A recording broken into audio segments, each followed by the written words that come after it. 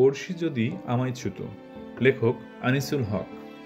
প্রকাশনী কাকলি প্রকাশনী। প্রচ্ছদ ধ্রুব এস। বইটি লেখক উৎসর্গ করেছেন ডক্টর আনিসুজ্জামানকে। এই উপন্যাসটি কালি কলম পত্রিকার প্রতিষ্ঠাবার্ষিকী সংখ্যা 2007-এ বেরিয়েছিল আরশিনগর নামে। পুস্তক হিসেবে প্রকাশের আগে এটিকে পরিমার্জন ও পরিবর্ধন করা হয়েছে। গল্প শুরু করছি।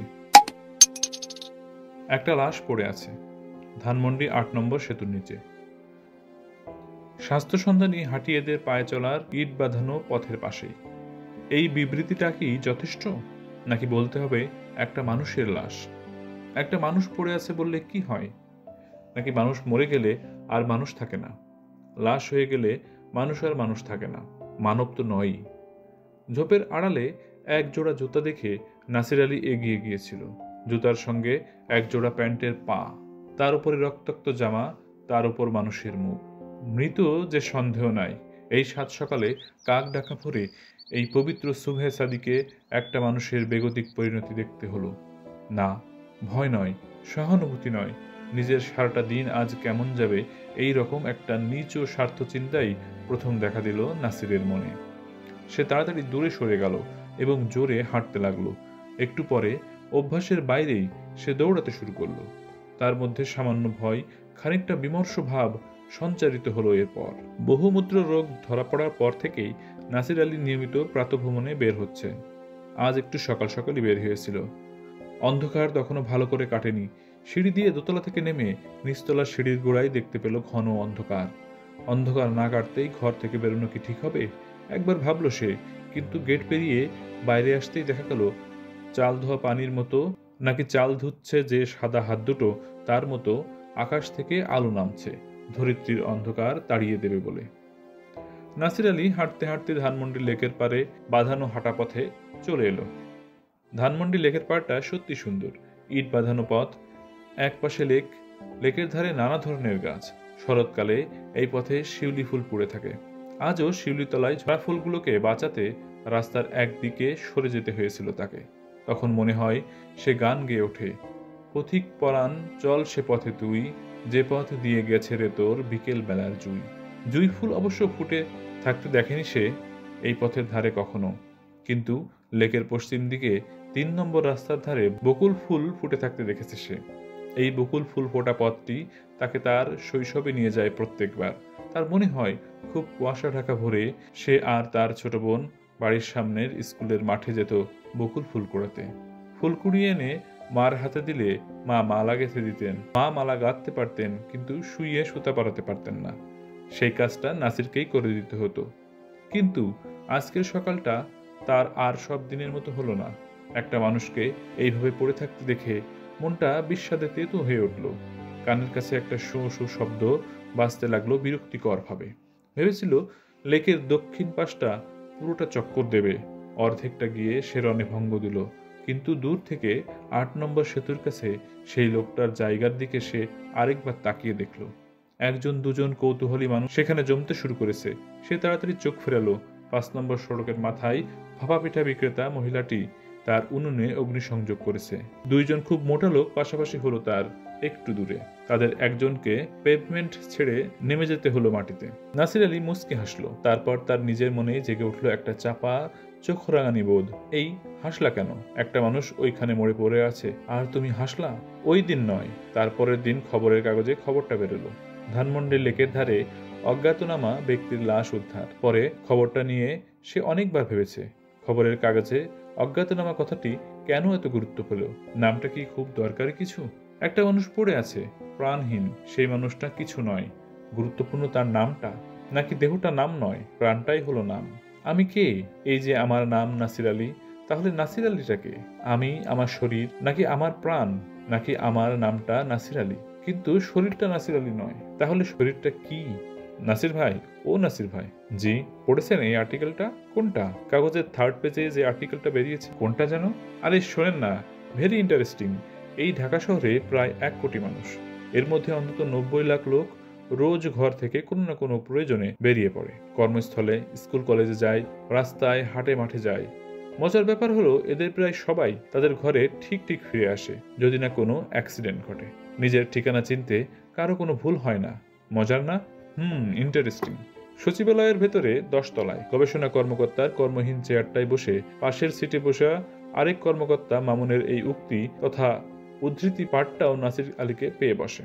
মামুন গলায় মাফলার, একটু পরপর কাশি দিচ্ছে, বাতাসে ছড়িয়ে দিচ্ছে লক্ষ কোটি ভাইরাস। ফ্যাসফ্যাসে গলায় বলে, না, মোটেও ইন্টারেস্টিং না। কেবল ঢাকা শহরে নয়, সারা দুনিয়ার 6 কোটি মানুষই ঘর থেকে বেরিয়ে নানা জায়গায় যায়, কাজে কিংবা অকাজে। নিজ নিজ ঘরে এক সময় ফিরে আসে, না ফিরলে আমরা বলি নিখোঁজ। মানুষের এটা না পারার কিছু নেই। মজার ব্যাপার হলো শুধু মানুষ নয়, সব পাখিও ঘরে ফেরে, যার যার ঘরে। শেয়াল তার গর্তে, কাঠবিড়ালি তার কোঠরে, পিঁপড়া ঢুকে গর্তে। শীতের পাখিরা হাজার হাজার মাইল পাড়ি দিয়ে এদেশে আসে, আবার হাজার মাইল পাড়ি দিয়ে শীতের দেশে ফিরে যায়। কি আশ্চর্য এই ডিসিপ্লিন, কি ক্রুয়েল! বিসিএস পরীক্ষায় উত্তীর্ণ হয়ে গবেষকের চেয়ারে বসা মামুনের এই চিন্তার সংগ্রাম নাসির আলী নিজের ভেতরে টের পেতে থাকে। সত্যি তো, কি করে রোজ ঠিক বাসাটাতে আমরা হাজির হই? প্রত্যেকেই কি হয়? এমনও তো হয় পরিবারের অন্য সদস্যরা অপেক্ষা করছে, কিন্তু একজন ফেরে না। ওই যে ধানমন্ডি লেকের ধারে নাম পরিচয় হারিয়ে শুয়ে থাকা প্রাণহীন লোকটা, সে তো ফেরেনি। কম্পিউটারের সামনে বসে থেকে কিছুক্ষণ সলিটেয়ার খেলে পত্রিকার বাসা ভাড়ার বিজ্ঞাপন নিচ থেকে উপরের দিকে পড়ে পড়ে সময় নিত্যদিনের মতো কেটে গেলে অফিস থেকে বেরোনোর একটা ভদ্রচিত বিকাল এসে পড়ে। নাসির আলী চেয়ার থেকে কোট তুলে দিয়ে গায়ে চাপায়। মামুনকে জিজ্ঞেস করে, কি মামুন, যাবেন না? হাতের কাজটা সেরে যায়, দেরি হবে। আপনি যান নাসির ভাই।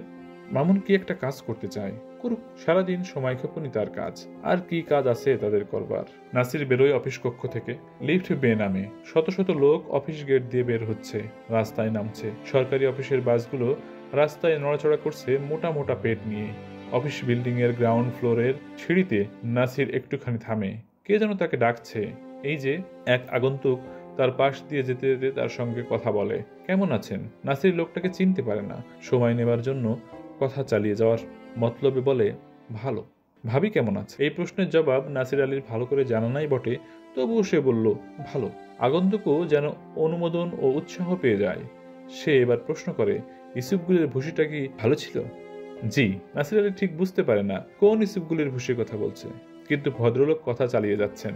ইসুফগুলির ভুসিটা বুঝলেন, ওই গন্ধওয়ালাটা ভালো না। আর্টিফিশিয়াল সেন্ট, আর্টিফিশিয়াল কালার স্বাস্থ্যের জন্য খুবই খারাপ। কাজেই একেবারে অরিজিনাল ভুসিটাই খাবেন। জি। নাসির আলী আমতা আমতা করে। আপনি আমাকে চিনতে পারেননি? না, ঠিক চিনতে পারছি না। এইবার নাসির আলী স্বীকার করবার সৎ সাহস দেখায়। আমি ফারুক, বিসিআরএস এ কাজ করি। আপনি হামিদ ভাই তো? না তো। আপনি হামিদ ভাই না? ফারুক নামের লোকটা বিস্মিত। নাসির আলী তার ভুল ধরিয়ে দেন। জি না, আমার মনে হয় আপনি ভুল করছেন। লোকটা বলে, হামিদ ভাই ইয়ার্কি করছেন না তো?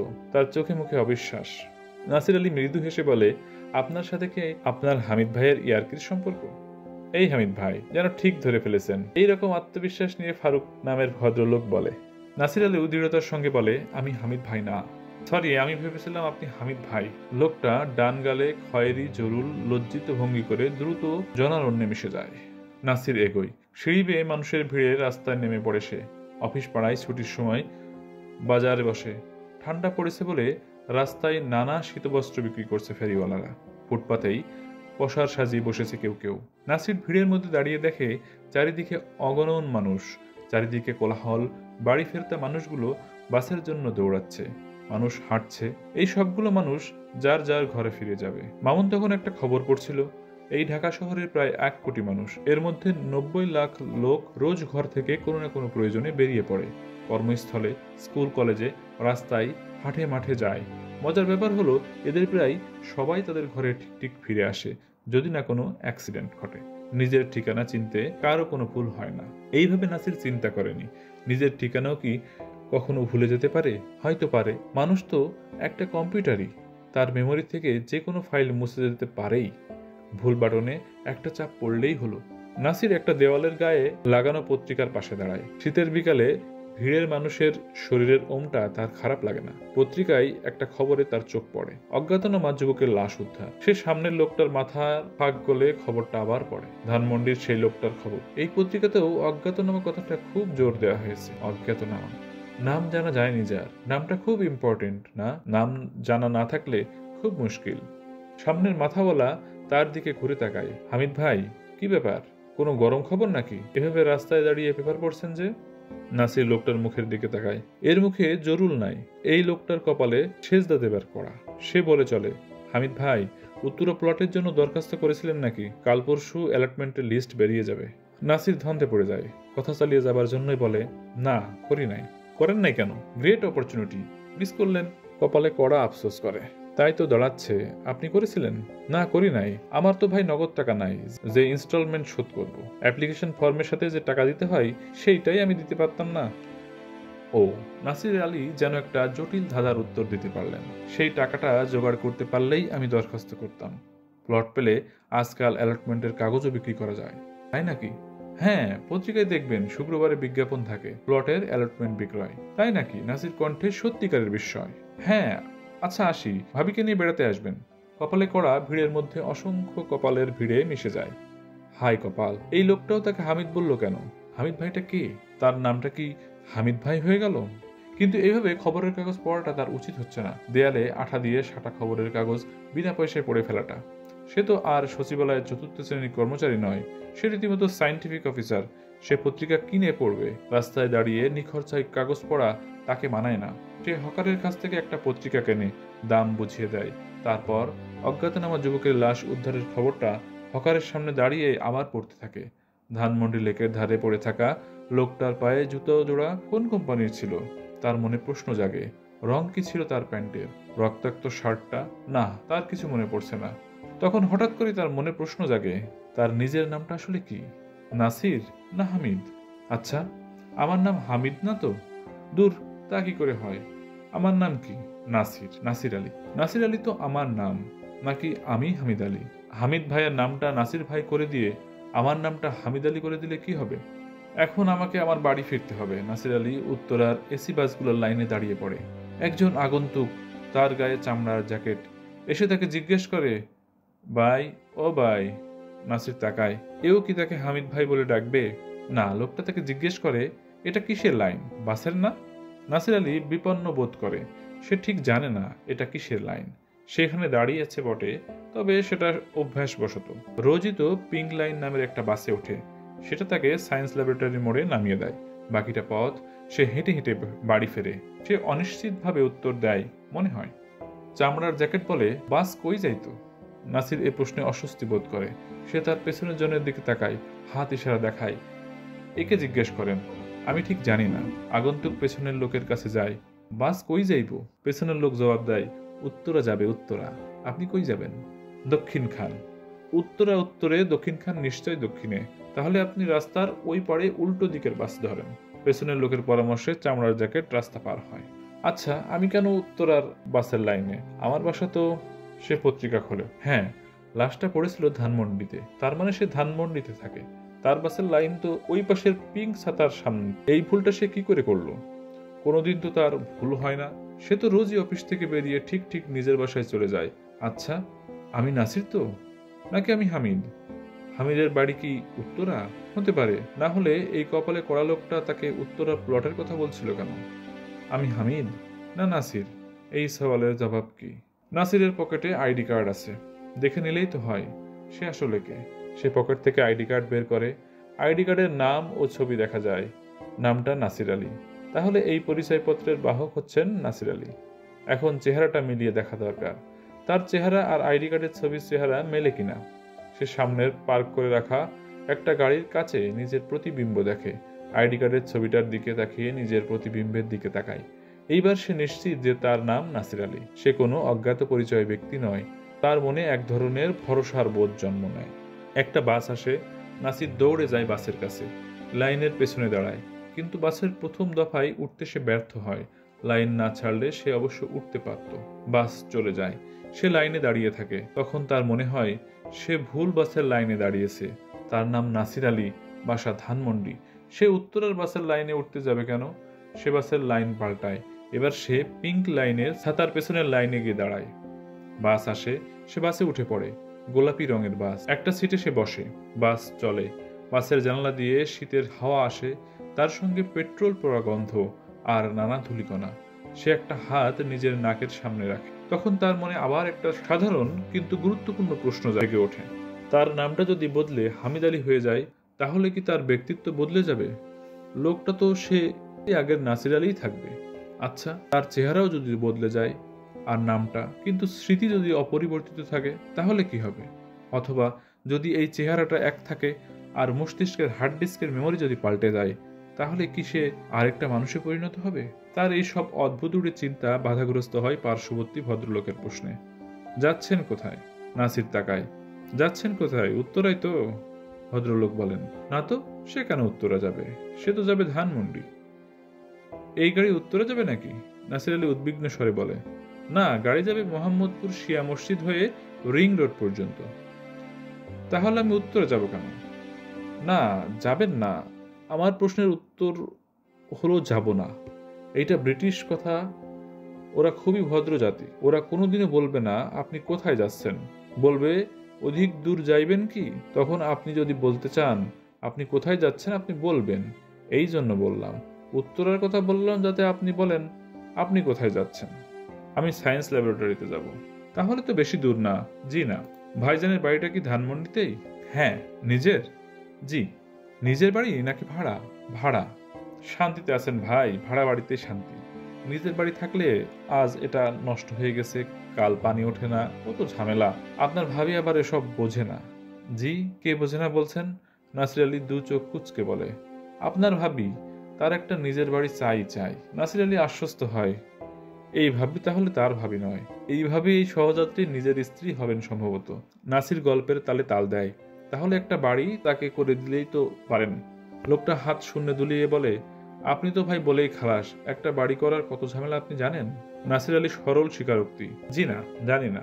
আমি জানি ইটের দাম এখন খাসির মাংসের চেয়েও বেশি, বালির দাম বেশি গুঁড়া মশলার চেয়েও, আর সিমেন্টের দাম তার চেয়েও।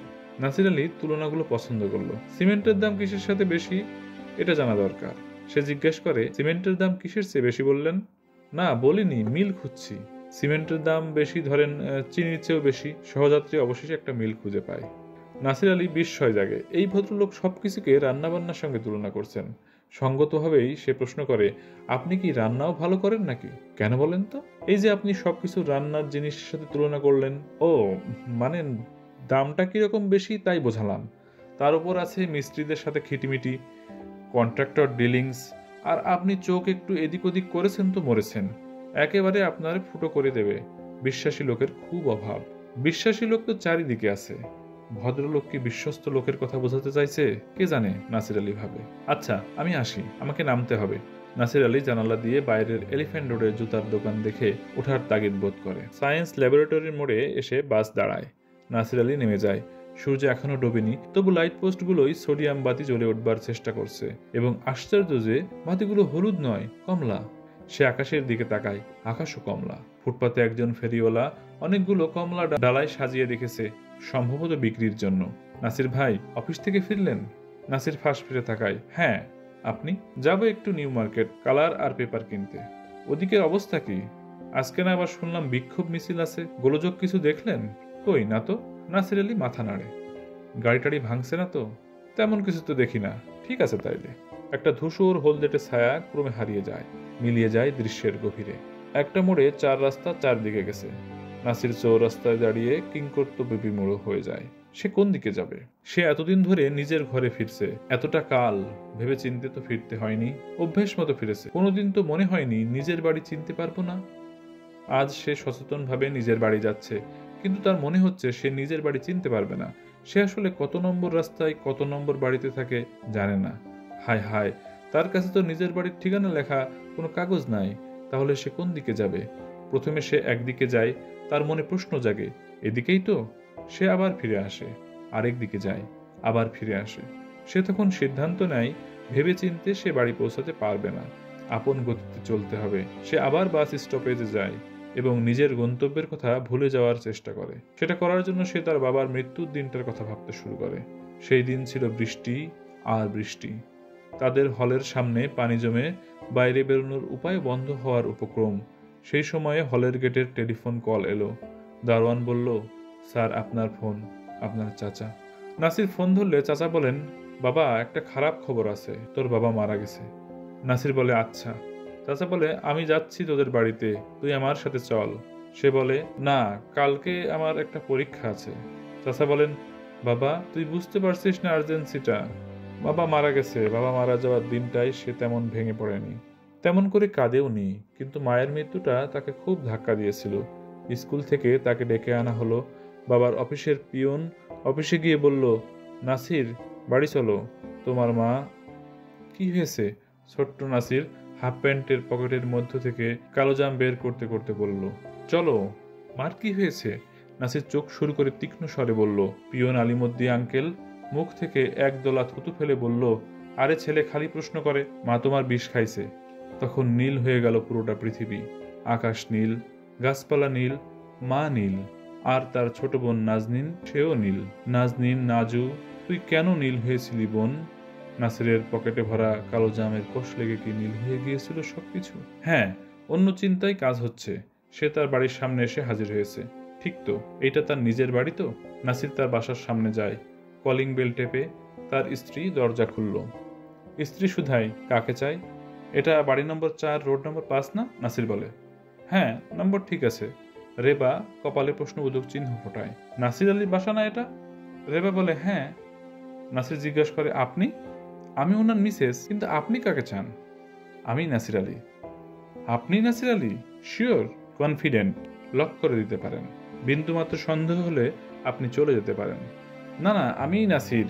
কিন্তু তুমি রেবা তো? হ্যাঁ। তুমি যদি রেবা হও তাহলে তো আমাকে তোমার চিনতে পারার কথা। তুমি কি শিওর তুমি রেবা? হ্যাঁ, আমি যে নাসির এ ব্যাপারে আমার কাছে প্রমাণ আছে। এই যে আইডি কার্ড। কিন্তু তুমি যে রেবা, প্রমাণ কি? দেখি আইডি কার্ড। নাসির পকেটে হাত দেয়, মানি ব্যাগ বের করে। এরই মধ্যে আইডি কার্ড ছিল, কিন্তু এখন সে সেটা খুঁজে পাচ্ছে না। সে বিড়বিড় করে বলে, ওয়ালেটে তো ছিল, গেল কই? খোঁজেন, খুঁজতে থাকেন, কোনোদিনও পাবেন না, কারণ আপনি নাসির না। আপনি কি শিওর? নাসির আলী হতাশ কণ্ঠে বলে। কি ব্যাপারে? যে আমি নাসির নই। নিশ্চয়ই। কি করে এতটা নিশ্চিত হচ্ছেন? কারণ আপনার আইডি কার্ড নাই। যান যান, কেটে পড়েন। রেবার কণ্ঠে ভৎসনা। নাসির একটু দূরে সরে যায়। স্ত্রী দরজার আড়ালে অন্তর্হিতা হন। দরজা বন্ধ হয়ে যায়। এমন সময় আরেকটা লোক আসে, গুন্ডাদের মতো চেহারা, গায়ে ভোটকা গন্ধ। লোকটা এক হাতে চিরুনি বের করে মাথার চুলে বোলাতে বোলাতে আরেক হাতে কলিং বেল টেপে। নাসির দূরে দাঁড়িয়ে দেখে। রেবা দরজা খোলে। কে? নাসির। দূরে দাঁড়িয়ে নাসির বিড়বিড় করে, আশ্চর্য তো, লোকটা নিজেকে নাসির বলছে। ওই গুন্ডা মার্কা নাসির?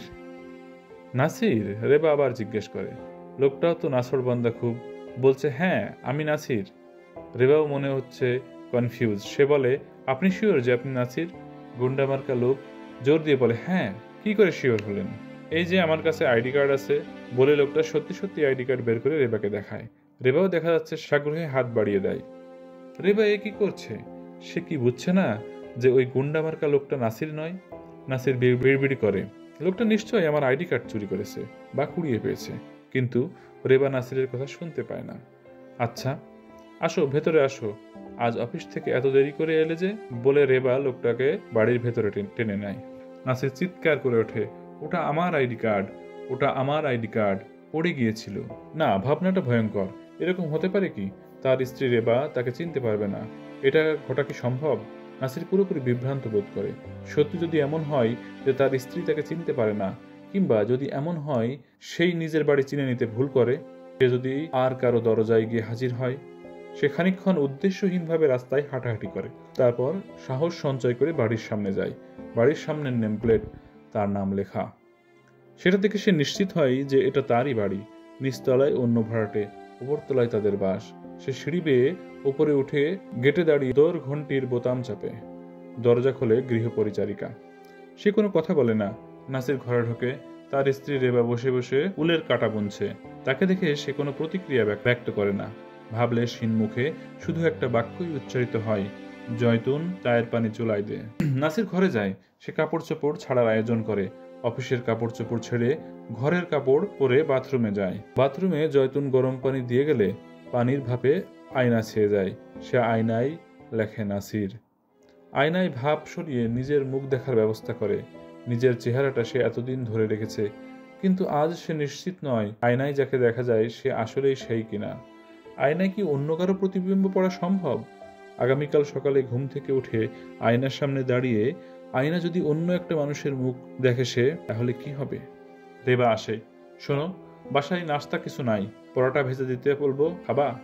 আবার কষ্ট করার দরকার? খালি পেটে শুধু চা খাবা? তোমার না অ্যাসিডিটি? তাও তো কথা। মুড়ি মেখে দিব পেঁয়াজ মরিচ দিয়ে, একটু আদাও দিও। রেবা কাজে চলে গেলে নাসির আশ্বস্ত বোধ করে সব ঠিকঠাক আছে। নাসির আমার নাম, রেবা আমার বউ, এটা আমার বাড়ি। মুড়ি চানাচুর মাখা এসে গেছে, সঙ্গে চা। নাসির খুব এক মনে মুড়ি খেয়ে চলেছে। রেবা বলে, মুড়ি মাখানোটা কেমন হয়েছে? নাসির উত্তর না দিয়েই খেয়েই চলে। এই কি বলি, মুড়ি মাখানোটা কেমন হয়েছে? খুব মজা, খুব। নাসির আপন মনে মুড়ি চিবোয়। রেবা খানিকটা মুড়ি নিজের মুখে দিয়ে মুখটা বিকৃত করে বলে, এই তুমি মানুষ নাকি? মুড়ি তো রীতিমতো ভিজা চিড়া হয়ে গেছে, খাচ্ছ কি করে? নাসির তবু এক মনে খায়। স্ত্রীর সামনে থেকে মুড়ির বাটিটি সরিয়ে ফেলে। তোমার কি হয়েছে? পোতানো মুড়ি খাচ্ছ কি করে? রেবা জিজ্ঞাসা করে। ও, পোতানো নাকি? শোনো, আমাদের জেলায় মুড়ি নরম হয়ে গেলে কি বলে জানো? সেমটে যাওয়া বলে। মুড়ি সেমটে গেছে। নাসির নিষ্পাপ বালকের মতো হাসে। কথা ঘুরাচ্ছ কেন? নাসির আবার মুড়ি খায়, খুব মন দিয়েই খায়। রেবা খুব বিরক্তিভাবে উঠে যায় তার সামনে থেকে। ফোন আসে, বিরক্তিকর শব্দে রিং বাজে। রেবা ধরে। নাসির আর চোখে তাকায় রেবার দিকে। রেবার শরীর বেশ সম্পন্ন হয়েছে। 8 বছর আগে যখন তাদের বিয়ে হয়, রেবা ছিল সিপসিপে একটা তরুণী। এখন ব্লাউজের নিচে কোমরে কোটি দেশে একটু উঁচু ভাঁজও দেখা যাচ্ছে রেবার শরীরে। 30 বছরের রেবা এখন অনেকটা ভাদ্রের নদীর মতো। তার তুলনায় নাসির বেশ খানিকটা বুড়িয়ে গেছে বলতেই হবে। 36 পেরিয়ে সবে, এখনই চুল পেকে গেছে অনেক। অকালপক্ষ চুল নিয়ে সে অবশ্য চিন্তিত নয়। টাক না পড়লেই হলো, সাদা চুল রং মাখলেই কালো হবে। চাই কি লাল নীল খয়েরিও বানানো যাবে, কিন্তু টাক পড়ে গেলে তখন আর উপায় থাকে না। ফোনে রেবা বলে, হ্যালো চৈতি, কি করছিলি? ওপাশ থেকে চৈতি বলে, শোন, রিডার্স ডাইজেস্টে একটা আর্টিকেল পড়লাম, বাবা হওয়ার টিপস দিয়েছে। তুই এক কাজ কর, নাসির ভাইকে, দাঁড়া 1 মিনিট, জয়তুন টুল এগিয়ে দাও তো। জয়তুন টুল এগিয়ে দিলে রেবা বসে। নাসির স্ত্রীর ভাব বোঝে রেবা আসলে অনেকক্ষণ ধরে কথা বলবে। নাসির আস্তে করে উঠে বারান্দায় যায়। শীত সন্ধ্যায় আকাশ থেকে অন্ধকার আর কুয়াশা নামছে মশারির মতো করে। শীতের সন্ধ্যায় একটা মন খারাপ করা ব্যাপার থাকে। সূর্য এখনো ডোবেনি, তবে পশ্চিম আকাশ মেঘ কুয়াশার আড়ালে চলে গেছে। অফিস থেকে তাড়াতাড়ি বেরিয়েছিল বলেই এখনো এই সন্ধ্যাটাকে সে পাচ্ছে বারান্দায়, নইলে বাসের জানালা দিয়েই তাকে সন্ধ্যা দেখতে হতো।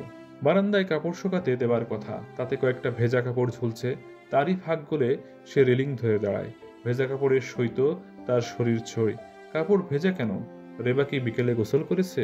ও, বিকেলে গোসল করবে কেন? রোদ থাকতে থাকতে করবে। আর তাহলে এই সন্ধ্যাবেলায় কাপড় ভেজা থাকার কোনো কারণ নেই। বারান্দায় অনেক কাক এসে ভিড় করেছে। এর কারণ নাসির রোজ বিকেলে কাকদের রুটি দেয়, আজ দেওয়া হয় নাই। দেখছেন, কাকও মানুষ চেনে। আপনি আইসেন আর কাক আইসা ভইরা গেছে। ডেলি আপনি যে রুটি দেন, খাড়ান রুটি আইনা দেই। জয়তুন কখন বারান্দায় এসে গেছে নাসির টেরই পায়নি। রুটি আনতে ভেতরে যায় মেয়েটি। সত্যি কি কাকও মানুষ চেনে? কি জানি, নাসির নিজেই চিনতে পারছে না। সে তো রেবাকেও চেনে না। এই যে চৈতি ফোন করে রেবাকে, নাসির তাই জানতো। কিন্তু একদিন রেবা কথা বলছিল চৈতির সঙ্গে। কর্ডলেসটা সে তুলেছিল একটা কল করবে বলে। কানে দিয়ে শুনে রেবা কথা বলছে একজন পুরুষ মানুষের সঙ্গে। পুরুষ মানুষ কথাটা ভেবেও নাসির মনে মনে হাসে। শুধু পুরুষ বললে কি হতো না, আবার মানুষ বলতে হতো? হয়তো হতো না। যেমন শুধু লাশ বললে হয় না, মানুষের লাশ বলতে হয়, তেমনি শুধু পুরুষ বললে হয় না, পুরুষ মানুষ বলতে হয়। হায় রে পুরুষ। জয়তুন রুটি নিয়ে এসে নাসিরের হাতে দেয়। মেয়েটা ছোটখাটো, এই শীতেও সে খালি পা, হাফ প্যান্ট, গায়ে শুধু একটা সোয়েটার। ওর শীত লাগে না? মানুষের লাশটারও পরনে সোয়েটার জ্যাকেট কিছু ছিল না, তারও কি শীত লাগে না? নাসির রুটি ছিঁড়ে ছিঁড়ে দেয় কাকদের। জয়তুন চলে গেলে সে কাকদের সঙ্গে গল্প শুরু করে। নাসির বলে, ধরেন আমার নাম আব্দুল হামিদ, নাম বদলে গেছে, তাহলে কি আপনারা আমাদের কাছে আসবেন? কাকগণ জবাব দেয়, কা কা কা। আমাকে চিনতে পারবেন? কা কা কা। নাকি পারবেন না? সেই একই উত্তর। বলে কি পারবে? জয়তুন আসে। নাসিরের কার্যকলাপ দেখে বিস্মিত হয়। খালুকে কি জিনে ধরেছে? খালু একা একা কথা বলে কার সঙ্গে? মাথার ভেতর থেকে ভাবনাগুলোকে তাড়াতে পারছে না নাসির। আসলে তার নাম কি? নাম বদলানো মানুষ বদলে যায় নাকি? একজনের মাথার সবগুলো কোষ আরেকজনের মাথায় ঢুকিয়ে দিলে কোনটা হবে আসল মানুষটা? রেবা এখন কার সঙ্গে কথা বলছে? আহা বেচারি রেবা, নিঃসন্তান, বিশ্রামের ভারে হস্ত। খানিকটা নিঃসঙ্গতা ঘোচানোর জন্য সে যদি কারোর সঙ্গে কথা বলে নাসিরের কি বলার আছে? নাসির ওঠে, বাসায় পরা পাজামা কাম ট্রাউজারটা ঠিক রেখে গায়ে একটা জ্যাকেট চাপিয়ে সে বাইরে বেরোয়। দরজা লকের বোতামটা টিপে বাইরে থেকে দরজার কভার টেনে বন্ধ করে দেয়। বাসার বাইরে এসে ফুটপাতে ওঠে। রাস্তার ওই পাশে একটা চিতই পিঠা বানানোওয়ালা, তার কেরোসিন দ্বীপের শিখাটা মৃদু বাতাসে দুলছে আর লক লক করছে। কেরোসিন দ্বীপ দেখলেই নাসিরের শৈশবের কথা মনে হয়। ছোটবেলায় তার বাবার পোস্টিং হয়েছিল একটা থানা সদরে। সেখানে বিদ্যুৎ ছিল না, কেরোসিনের খোলা বাতিও তারা ব্যবহার করত।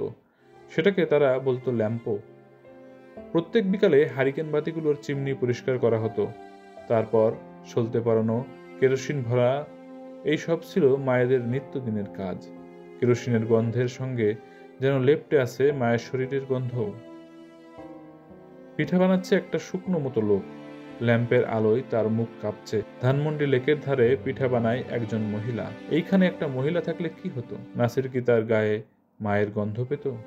নাসির হাঁটতে হাঁটতে যায় পাড়ার ভিডিওর দোকানে। লম্বা চুল, মুখে ব্রণের দাগ এক যুবক বসে আছে দোকানে। নাসির বলে, আপনাদের কাছে সিডি আছে? দোকানে কি একটা ভিডিও ছবি দেখছে, ছোট টিভি পর্দায়, হিন্দি ছবি। সেদিক থেকে চোখ না তুলে সে বলল, আছে। এরিন ব্রোকোভিচ আছে, জুলিয়া রবার্টসের? নাসির জিজ্ঞাসা করে। দেখতে হবে। মুখে ব্রণের দাগ, কার্ডগুলো দেখে তারপর বলে, না, বাইরে গেছে। নাসির বলে, মকবুল ফিদা হোসেনের কি একটা সিনেমা এসেছে না, গজগামিনী, ওটা দেন। সিডি নিতে গেলে মেম্বার হতে হবে, মানে 200 টাকা জমা রাখতে হবে। আচ্ছা দিলাম বলে সে টাকা দিতে থাকে। দোকানি খাতা বের করে বলে, নাম বলেন। জি, আপনার নাম? হামিদ, আব্দুল হামিদ। না, হামিদ আলী। 4 নম্বর বাড়ি না? হ্যাঁ। আপনার নাম তো নাসির, নাসির আলী। আপনি কি করে জানেন আমার নাম কি? নাম বদলান কেন? সিডি তো চাইলেন 1 নম্বর। যারা 2 নম্বর, নাইলে ধরেন 3 নম্বর ক্যাসেট নেয়, সিডি নেয়, তারা নাম বদলায় মেম্বার হয়। মানে 2 নম্বর 3 নম্বর বোঝেন না? দোকানি তাচ্ছিল্যের সুরে বলে। শোনেন হামিদ আলী আমার নাম। অনেকের 2টো নাম থাকে না, আমারও 2টো, নাসির আলী, হামিদ আলী। আরো 20 টাকা দেন। দোকানি কথা সংক্ষিপ্ত করে কাজের কথা বলে। টাকা দিয়ে সিডি নিয়ে নাসির বেরোয়। দোকানি বিড়বিড় করে বলে, শালা কি রকম 3 নম্বর বলেন, এমন ভাব করে 2 নম্বর বোঝে না। সিডি নিয়ে নাসির আলী ফিরে আসে। রেবা বাথরুমে। নাসির আলীর মাথায় কি জানি দুষ্টু বুদ্ধি খেলা করে। সে ফোনের কাছে যায়। কলার আইডি ফোন, কোন নাম্বার থেকে ফোন এসেছিল সেটা আছে মেমোরিতে। সে নাম্বারটা বের করে ডায়াল করে। ওপাশ থেকে চৈতির গলায় শোনা যায়, হ্যালো রেবা, আবার ফোন করলি কেন? জরুরি কিছু? নাসির বলে, জরুরি কিছু নাকি, আমি আমার এক বন্ধুর কাছে ফোন করব বলে রিসিভ কল থেকে নাম্বারটা বার করলাম। এটা তোমার কাছে গেল নাকি চৈতি? সরি। নাসির ভাই, গেছে তো কি হয়েছে? আপনাকে তো আমি খুঁজছি। শোনেন, একটা উপায় পাওয়া গেছে। একজন নতুন ডাক্তার এসেছেন, আপনি তাকে একবার দেখান। আমার অফিসের একজনই তো ওই ডাক্তারকে দেখিয়ে বাচ্চার বাবা হয়ে গেল। ডাক্তার? তা দেখানো যায়। ডাক্তারি কবিরাজি কম করেনি রেবা আর নাসির, তবু ওদের বাচ্চা হচ্ছে না। কলকাতা আর ব্যাংকক গিয়ে ডাক্তার দেখিয়েছে তারা, লাভ হয়নি বলে পীরের মাজারে যায় রেবা। একবার নাসিরকেও সঙ্গে করে নিয়ে গিয়েছিল। মাথায় ঘোমটা দিয়ে দোয়া-দূরত পড়েছিল রেবা। মাজারের খাদেম একপাশে বসে আছে চোখ বন্ধ করে। লাল শালু দিয়ে ঢাকা উঁচু টাইলস বাঁধানো সমাধি। আগরবাতি জ্বলছে। ধোঁয়ায় আর গন্ধে পরিবেশটা অস্বাস্থ্যকর নাকি অলৌকিক নির্ণয় করা মুশকিল। লম্বা দাড়ি, সাদা আলখাল্লা লোকটার কাছে গিয়ে রেবা বলেছিল, হুজুর আমার জন্য দোয়া করবেন। হুজুর বলেছিল, হবে মা, সন্তান হবে, আল্লাহর উপর ভরসা রাখো। জন্ম, মৃত্যু, বিবাহ সব আল্লাহর হাতে। আপনি দোয়া করবেন হুজুর। রেবা গলা ধরে এসেছিল। রেবা চিকন সুরে কাঁদতে আরম্ভ করেছিল। নিয়ত ঠিক রাখতে হবে, নিয়তটাই আসল। হুজুর চোখ বন্ধ করে দোয়া করেছিলেন। নাসির আর কখনো যায়নি ওই মাজারে। রেবা হয়তো এখনো যায় মাঝে মধ্যে। রেবা আর কোথায় কোথায় যে যায়। সারাদিন একা একা থাকে মেয়েটা। কি করবে সে? বাচ্চা কাচ্চা হলে সমস্যাটা একটা স্বাভাবিক সমাধান পাওয়া যেত। প্রকৃতি তাকে এই সমাধান থেকে বঞ্চিত করে রেখেছে। কিন্তু নাসিরের মাথা থেকে পোকাটা যায় না। তার নাম হামিদ আলী নাকি নাসির আলী? আর এক সন্ধ্যায় রেবা যখন টেলিভিশন দেখছে, নাসির আলী রেবার মুখের দিকে তাকিয়ে থাকে। টেলিভিশনের আলো বাড়ে কমে, রেবার মুখও একবার উজ্জ্বল একবার অনুজ্জ্বল দেখায়। সেই আলোয় নাসিরের মনে হয়, এই মেয়েটা কি সত্যি রেবা? খুব ভালো করে তাকিয়ে থাকতে থাকতে তার এক সময় মনে হয়, এই মেয়েটাকে সে চেনে না, এই মেয়ে রেবা না। তাহলে একে? তাকে কি সে বলবে, আপনি কে? আমাদের শোবার ঘরে বসে আছেন কেন? বলবে নাকি বললে মেয়েটি তাকে পাগল ভাববে? রেবাকে কিছু না জানিয়ে একজন মনোচিকিৎসকের সঙ্গে অ্যাপয়েন্টমেন্ট ঠিক করে নাসির। বিকালবেলা অফিস থেকে বেরিয়ে তাদের ধানমন্ডির কাছেই মিরপুর রোডের উপর ডাক্তারের চেম্বারে সে যায়, দ্বিধা সংকোচ বুকে নিয়ে। লোকে তাকে পাগল বলবে না তো? ডাক্তারের চেম্বারের বাইরে বিশাল সাইনবোর্ড। এত বড় করে কোনো ডাক্তারের নাম লেখা থাকতে পারে নাসির ভাবতেই পারে না। এত বড় কেন সাইনবোর্ডটা? তখন তার মনে হয় এই চিকিৎসকের রোগীরা যেহেতু মনোরোগী, তাদের হয়তো এই রকম বড় নিয়ন সাইন দিয়ে আকৃষ্ট করতে হয়। ডাক্তারের চেম্বারের সামনে ওয়েটিং রুমে বসে থেকে 21শে টিভিতে পথের পেছালি নামে একটি অনুষ্ঠান দেখতে দেখতে নাসির লক্ষ্য করে অপেক্ষামান রোগীদের বেশিরভাগই মহিলা। বস্তুত সে ছাড়া এই ঘরে আর কোনো পুরুষ নাই। সে কি ভুল করে স্ত্রী রোগ বিশেষজ্ঞের কাছে এসে গেল নাকি? সে ওঠে, বাইরে রিসিপশনিস্টের কাছ থেকে চেয়ে নেয় ডাক্তারের বিজনেস কার্ড। তাতে স্পষ্ট করে লেখা মনোচিকিৎসক। রিসিপশনিস্ট তার নাম ধরে ডাকে। নাসির আলী ভেতরে ঢোকে। ডাক্তার সাহেব মধ্যবয়সী, মাথায় টাক, পরেছেন কমলা রঙের শার্ট। এর আগে কোনো পুরুষ মানুষকে নাসির কমলা রঙের শার্ট পরতে দেখেছে কিনা মনে করতে পারে না।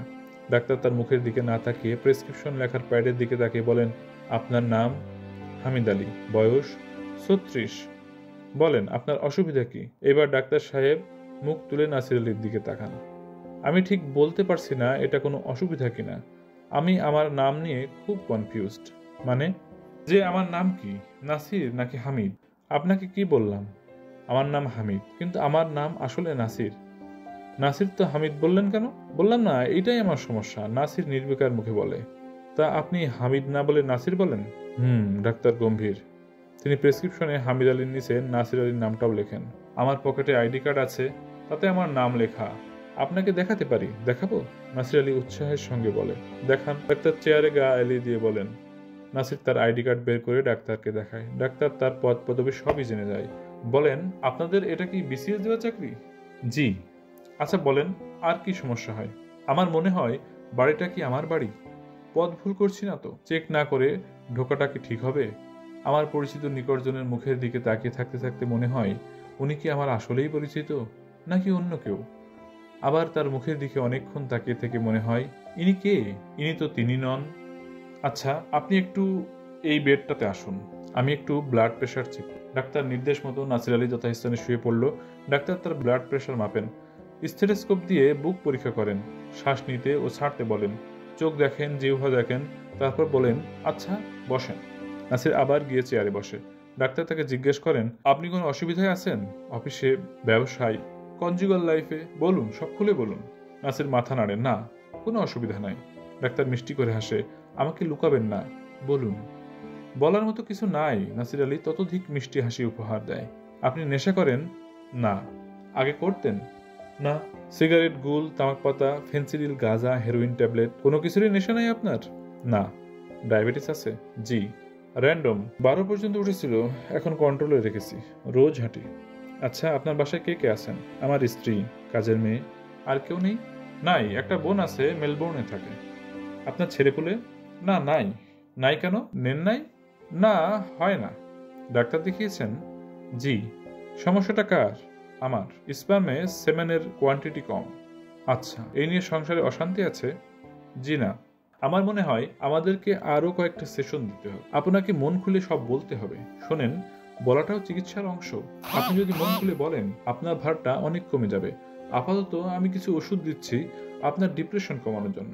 আপনি ঠিকমতো ওষুধ খাবেন আর এক্সারসাইজ করবেন, রোজ হাঁটবেন। রোজই তো হাঁটি। হাঁটতে গিয়ে সমস্যা শুরু। একটা লাশ দেখেছিলাম লেকের ধারে। লাশ দেখার পরেই সমস্যা শুরু? ডাক্তার সাহেব যেন একটা সূত্র পেয়ে যান যা থেকে রহস্য উদ্ঘাটন করা সম্ভব হতে পারে। ঠিক বলতে পারবো না, তবে লাশটা দেখার পর মনে হয় সমস্যাটা বেড়েছে। এটাকে বলা হয় ইনসিকিউরিটি কমপ্লেক্স। আচ্ছা, একটা নতুন তথ্য জানার মতো একটা অনুভূতি হয় নাসিরের মনে। রাতে ঘুম ভালো হয়? ডাক্তার সাহেব সদ্যপ্রাপ্ত সূত্র ধরে এগুনোর চেষ্টা করেন। জি, ভালো হয়। কফি খান? নিয়মিত না, মাঝে মধ্যে পেলে খাই। খাবেন না। আপনার কি কখনো মনে হয় শ্বাস নেওয়ার জন্য যথেষ্ট বাতাস নেই? না। ভয়ে হাত পা অবশ হয়ে যায়? না। হঠাৎ শীত অনুভব করেন? জি না। হাতে পায়ে আঙুলের মাথায় চিনচিনে পিন ফোটার মতো ব্যথা হয়? জি না। প্যানিক ডিসঅর্ডার না? ডাক্তার অনুচ্চ কণ্ঠে বলে। জি। না, ঠিক আছে, আপনার ভয়ের কিছু নাই, সব ঠিক আছে। আপনি 7 দিন পরে আবার একবার আসুন। ব্যবস্থাপত্রের এক কোণে অ্যাকিউট স্ট্রেস ডিসঅর্ডার লিখতে লিখতে ডাক্তার বলেন, রোগীর লক্ষণগুলো ঠিক কোনো একটা নির্দিষ্ট ছকে ফেলা যাচ্ছে না। ডাক্তার সাহেব মনে মনে ভাবেন, একে আরও পর্যবেক্ষণ করতে হবে। টাকা নগদ পরিশোধ করে প্রেসক্রিপশন নিয়ে নাসির আলী বেরিয়ে আসে। দেরি করে বাড়ি ফিরে নাসির দেখে বাসায় রেবা নেই। জয়তুন বাড়িতে একা। রেবা গেল কই? ওই লোকটার কাছে যায় না তো, যাকে সে চৈতি বলে চালিয়ে দেয় এবং যার সঙ্গে ঘন্টার পর ঘন্টা ফোনে কথা বলে। তার সাথে গেলেও তো নাসির ফেরার আগেই রেবার ফেরার কথা। তার মানে কি সে একেবারে চলে গেল? সে যে চলে গেল বলে গেল না? নাসির চুপ করে বসে থাকে। জয়তুন বলে, আপনি বসেন, আমি চা দেই। খালা বইলা গেছে, আর আমি কাকরে রুটি খাওয়াইছি। আপনার এই কাকগুলো খুঁজছে, অনেক কাকা করছে। জয়তুন মাথা চুলকাচ্ছে। মেয়েটার মাথায় কি উকুন হলো? তোর খালা কই গেছে? বইলা যায় নাই, বলছে আমি তাড়াতাড়ি আইসা পড়বো। খালুরে চিন্তা করতে না করিস। চিন্তা করতে নিষেধ করেছে, তাহলে নিশ্চয়ই ফিরবে। নাসির খানিকটা নিশ্চিন্ত হয়। রেবা আসে কিছুক্ষণের মধ্যেই, মাথায় স্কার্ফ জড়ানো। স্কার্ফ খুলতে খুলতে সে বলে, শোনো, হুজুরের ওখানে গিয়েছিলাম, তুমি কিন্তু রাগ করো না। স্বামী রাগ করলে তো আর হুজুরের দোয়া কবুল হবে না।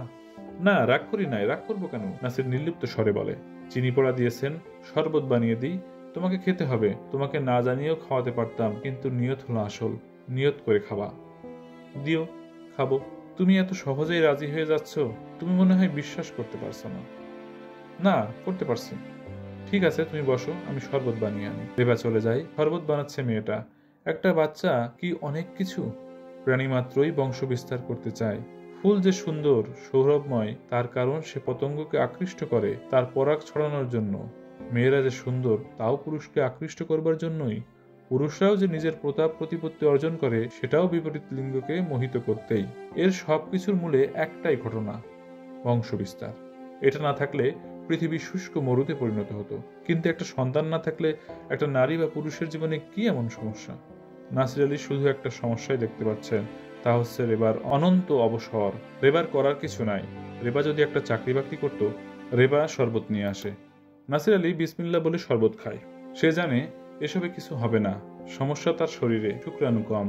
একটা মাত্র ডিম্বাণুকে নিষিক্ত করতে কোটি কোটি শুক্রাণু ছুটে চলে। তার ক্ষেত্রে শুক্রাণুর সংখ্যা কম বলে সেখান থেকে একটা গিয়ে ডিম্বাণু পর্যন্ত পৌঁছাতে পারে না। তাহলে কি কোয়ান্টিটিও একটা ব্যাপার? এইসব স্পার্মেরই একটা যদি বেশ শক্তিশালী আর দ্রুতগামী হতো, তাহলে কি সে সবার আগে দৌড়ে গিয়ে লক্ষ্যে পৌঁছাতে পারতো না?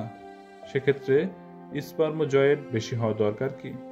এখন যদি সত্যি সত্যি রেবার পেটে বাচ্চা এসে যায়, তাহলে ঘটনা কি ঘটবে? ব্যাংককের ডাক্তাররা তাকে নিশ্চিত করেছেন সে বাবা হতে পারবে না। এখন যদি রেবা মাই হয়ে যায়, এটা কি নাসিরের জন্য আরো বড় সংকট তৈরি করবে না? তখন তার সামনে সমস্যা হিসেবে এসে দাঁড়াবে এই ব্যাপারে সিদ্ধান্ত নেওয়া যে 4 জনের মধ্যে কে রেবার সন্তানের আসল বাবা। সম্ভাব্য পিতা হলেন 4 জন। নাসির আলী, মাজারের খাদেম, টেলিফোনে রেবার প্রেমিক, আর হামিদ আলী। হামিদ আলী নামটা মনে হতেই নাসির একটু আরাম পায়। তাই তো, নাসির আলীর বাবা হওয়ার সম্ভাবনা নাই, কিন্তু হামিদ আলীর তো থাকতে পারে। হামিদ আলী যদি রেবার সন্তানের পিতৃত্ব অর্জন ও কায়েম করতে সক্ষম হয়, ব্যাপারটা সে মেনে নেবে। নাসির আলী হামিদ আলীকে সহ্য করতে পারে।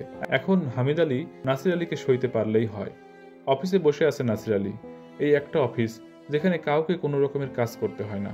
বড় একটা ঘর, দুটো সেক্রেটারিয়েট টেবিল, টেবিলে কম্পিউটার, মাথার উপরে ফ্যান, পাশেই কেরানির কক্ষ, একজন অফিস সহকারীর বসবার টুল, দেয়ালে ঝুলানো সরকারি ক্যালেন্ডার, গবাক্ষে মাকড়সার জাল, বারান্দায় নামাজের জায়গা, তারও ওই পাশে চা বানানোর পরিসর, সেইখানে গামলার কালো পানিতে কাপ পেরিস ধোবার ব্যবস্থা।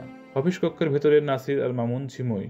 তাদের কাজ হলো গবেষণা। তারা বৈজ্ঞানিক কর্মকর্তা, কিন্তু তাদের করবার জন্য নির্দিষ্ট কোনো কাজ নাই। কি করতে পারে? মামুন সেদিন ইন্টারনেট থেকে একটা কৌতুক নামিয়েছিল, এক লোকের অন্ডকোষ নাই, সে একটা অফিসে যোগ দিয়েছে নতুন। সে বসকে জিজ্ঞাসা করলো তাকে রোজ কয়টার সময় অফিসে আসতে হবে। সে বললেন, অন্যদের জন্য অফিস শুরু সকাল 9টায়, তবে আপনার 11টার আগে আসার দরকার নাই। কেন? কারণ প্রথম 2 ঘন্টা অফিসের সবাই অন্ডদেশ কুণ্ডয়ন করে। আপনার তো ওই বেলায় নাই, কাজে আপনি নিশ্চিন্তে 2 ঘন্টা পরে আসতে পারেন। এই একটা অফিসে নাসির আলী সারাদিন কোনো কাজ নাই। তারা যদি তাদের শরীরের কোনো অংশ চুলকাতে আরম্ভ করে, 2 দিনেই সেটা ক্ষয় হতে হতে নাই হয়ে যাবে। নাসির আলী ফোনের জন্য অপেক্ষা করছে। প্রথমে ফোন করে রেবা। কি করছো? ইচিং মাই বলস, মনে মনে বলে নাসির।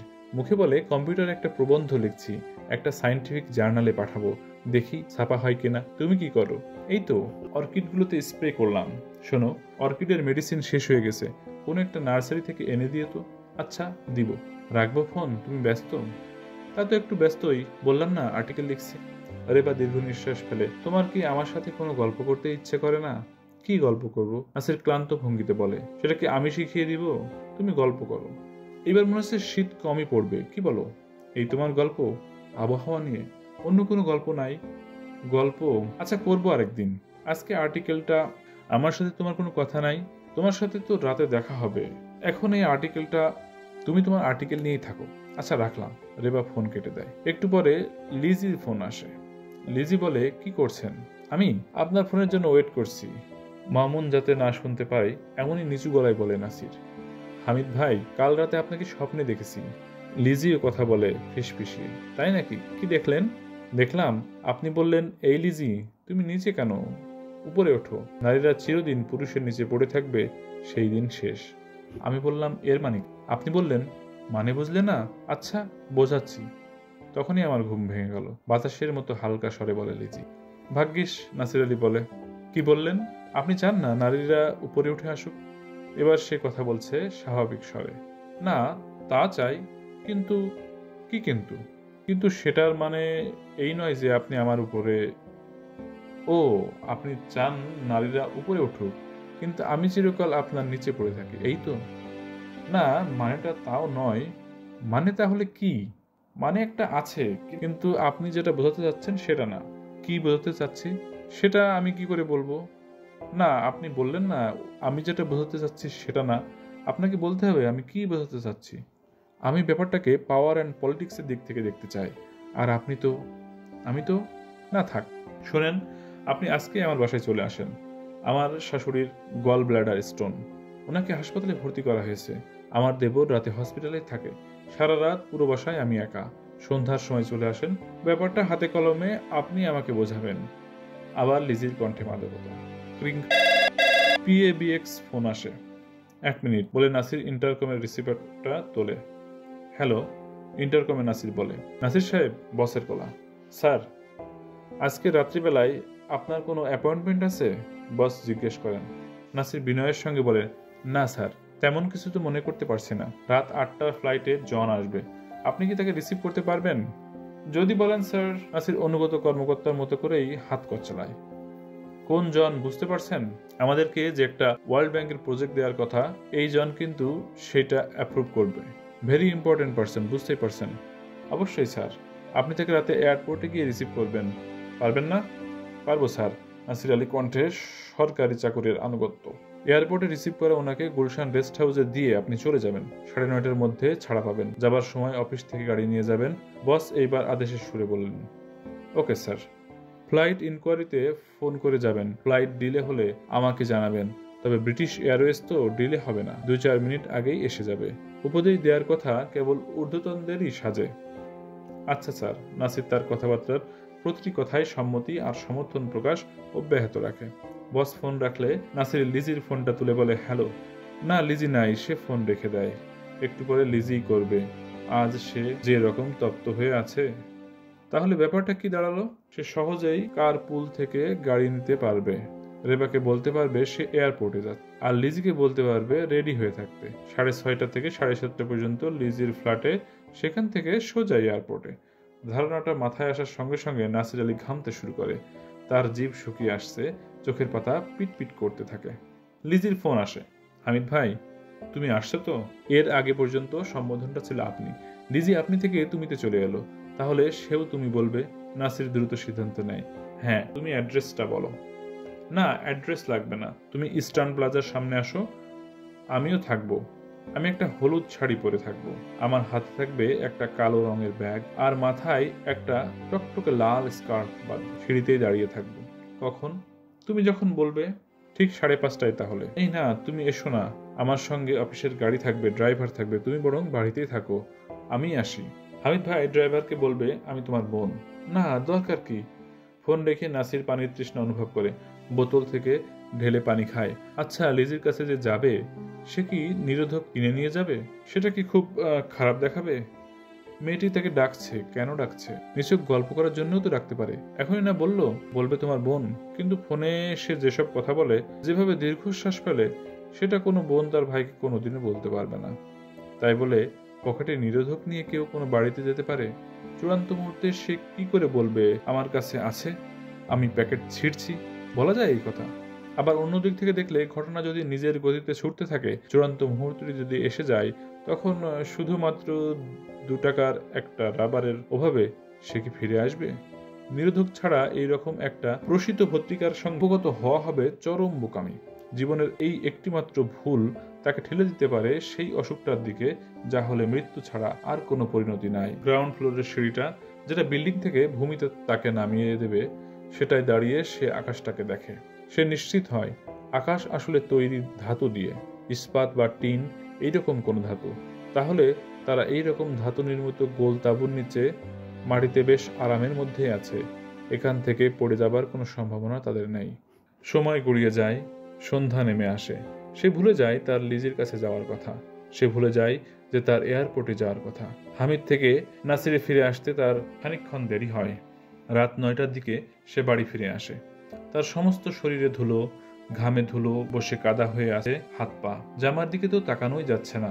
আজ নিশ্চয়ই রেবা তাকে ভীষণ বকবে। কিন্তু দোরঘণ্টি বাজা মাত্রই রেবা দৌড়ে আসে। এতক্ষণ কোথায় ছিলে? রেবা ভ্রু কপালে তুলে বলে। নাসির টিভি বিজ্ঞাপনের ভাষায় বলে, দাগ নাই তো শিখাও নাই। কি শিখলে এতক্ষণ? ফুটবল খেললাম বাচ্চাদের সঙ্গে। কি বলো? আসো আসো, কাপড় চাপড় ছেড়ে গোসল করে নাও। রেবা তাকে খুবই যত্ন করে। তাকে গরম পানি দিয়ে যায় বাথরুমে, নানা রকম ভর্তা করে ভাত খাওয়ায়। নাসিরের মনে সন্দেহ ঘনীভূত হয়। There must be something wrong. ডালমে কুচ কালা হে। রেবা কি তাহলে বাইরে গিয়েছিল, নাকি সেই এসেছিল? তারা কি নিরোধক ব্যবহার করেছে, নাকি এইবার রেবা মা হতে পারবে? বস মহাকাপ্পা। তার ঘরে নিতান্ত গোবাচারা মুখ করে বসে আছে নাসির। বস তার স্বরে বলেন, নাসির, আপনি জানেন আপনি সরকারের কত বড় ক্ষতি করেছেন? নাসির মাথা নিচু করে চুপচাপ বসে আছে। বসের রিভলভিং চেয়ারের পেছনে একটা কাবা শরীফের ছবি। টেবিলে টেলিফোন 3টা, লাল কালো সাদা। সেক্রেটারিয়েট টেবিলে কাচের নিচে অনেক ভিজিটিং কার্ড। এয়ার কুলার চলছে, তার শব্দ আসছে, অথচ শীতকাল। বস দেখতে ছোটখাটো, ঘোরতর কৃষ্ণবর্ণ, মাথায় ঈশ্বর টাক, গোপ আছে কি নাই সিদ্ধান্ত নেওয়া কঠিন। সামান্য সাদা পাকার আভাস আছে ঠোঁটের উপরে ও নাকের নিচে। নাকের রোমও পাকা। জন কালকে 8টার ফ্লাইটে এসে দেখে এয়ারপোর্টে কেউ নাই। কি কেলেঙ্কারি! শেষে সে আমার বাসায় ফোন করেছে এয়ারপোর্ট থেকে। বস রাগে কাঁপছেন, তার সমস্ত মুখমণ্ডল লাল। কাল স্যার আমার একটা অ্যাক্সিডেন্ট হয়েছিল। নিতান্তই ভিজে বেড়ানোর মতো নাসির মিনমিন করে জবাব দেয়। সেটা আপনি আমাকে ফোনে জানাতে পারতেন, আমি অন্য কাউকে অ্যাসাইনমেন্ট দিতাম। বসের রাগ তবুও পড়ে না। আমার স্যার ফোন করার অবস্থা ছিল না। ইনফ্যাক্ট আমি স্যার কাল অফিস থেকে নেমেই হঠাৎ একটা স্কুটার ধাক্কা মারলো, তারপর কিছু মনে নাই। জ্ঞান ফিরলে দেখি আমি হাসপাতালে। নাসির বলল। ভাগ্যিস মামুন তাকে এই খবরটা পড়ে শুনিয়েছিল যে রোজ সবাই বাড়ি ফিরে যায়, কিন্তু সবাই ফেরে না। এখন অজুহাত হিসেবে সেই প্রসঙ্গটাই কি রকম জুত মতো ব্যবহার করা গেল। সরি, আমি না জেনে। বস মুহূর্তেই নরম হয়ে যান। ইটস ওকে স্যার, তবে ফল্ট তো আমারই, আপনি তো আমাকে বকা দিবেনই। অ্যাক্সিডেন্ট আসলে আমাদের যে কোনো কারোর যে কোনো সময় ঘটে যেতে পারে। আমার বাবা জানেন একদিন অফিস থেকে আর ফিরে আসেনি, পরে তার লাশ পাওয়া যায় মর্গে। বসের মুখটা বেগুন পোড়ার মতো দেখা যায়। আমি স্যার আপনাকে সত্যিই দুঃখ দিয়ে ফেলেছি, সরি স্যার। আন্তরিকভাবে দুঃখ প্রকাশ করে নাসির। না ঠিক আছে, যান, মন দিয়ে কাজ করেন। বস তাকে বিদায় জানায়। নাসির ওঠে, নিজের ডেস্কে যায়। মামুনের একটা প্রশ্নের উত্তর পাওয়া যাচ্ছে। সবাই রোজ ঘরে ফেরে না, অন্তত একজন পাওয়া গেল যিনি ঘরে না ফিরে মর্গে গিয়েছেন। গেল লাশ কাটা ঘরে নিয়ে গেছে তারে। কাল রাতে যখন ডুবিয়া গিয়েছে পঞ্চমীর চাঁদ, মরিবার হলো তার স্বাদ। বধূ শুয়েছিল নাকো পাশে, শিশু নাহি তার। প্রেম ছিল, আশা ছিল, নাকি জ্যোৎস্নায়, অতএব সে দেখেছিল ভূত। ঘুম তাই ভেঙে গেল তার, লাশ কাটা ঘরে ঘুমোয় এবার। এই ঘুম চেয়েছিল সে, এই ঘুম শ্রেয়তর জাগিবার চেয়ে।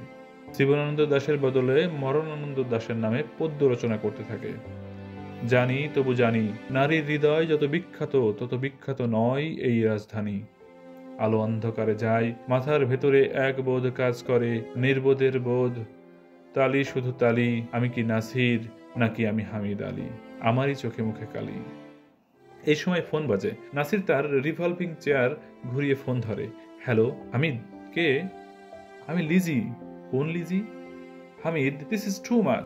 এক রাতেই আমাকে ভুলে যাবার ভান করছো? রাতে বউ কি বেশি আদর করেছে? তা করেছে। That is torturous. কেন? কনজুগাল লাইফের এই ব্যাপারটার মতো টর্চারাস আর কিছু নাই। আমি তো সেটা বুঝবো না। My man is not with me, right? When he will be with you, you will be enjoy this to the last drop. But I can not bear this loneliness anymore. I will die, but I wanna kill you. I will kill you. You have already done that. কাল কেন আসোনি? Why? বাসায় এখন কেউ নাই, আসো, এসে আমাকে আদর করো। সরি, আমি হামিদ নই, আমি নাসির। নাসির ফোন কেটে দেয়, ফোনটা তুলে রাখে।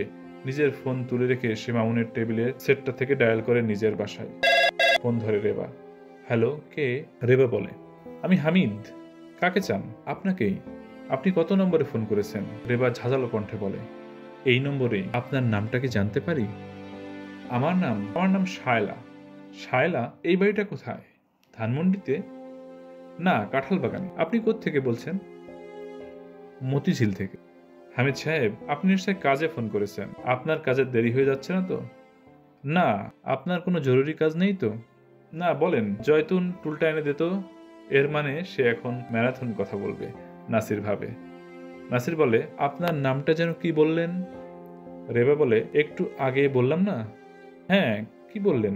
লাইলা না? লায়লা? আচ্ছা, লায়লা। টুল এসে গেল, সে বসে পড়ল। আপনাদের কিসের অফিস? আমাদের? এটা একটা অ্যাড ফার্ম। আপনারা কি টিভি অ্যাডও বানান? বানাই। মডেলরা আসে আপনাদের ওখানে? আসে। আপনিও আসতে পারেন। আমি? কেন? রেবা আগ্রহী কণ্ঠে বলে, মডেলিং করবেন? নাসিরও ঝানু খেলোয়াড়ের মতো কথার চাল চলে। আমার বয়স কত জানেন?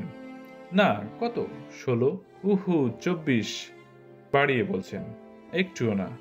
আপনার গলা শুনে কিন্তু মনে হয় না আপনার বয়স 16-17 চেয়ে বেশি হবে। ওহু, আমার অনেক বয়স। থাক, মেয়েদের বয়স নিয়ে কথা বলতে নেই।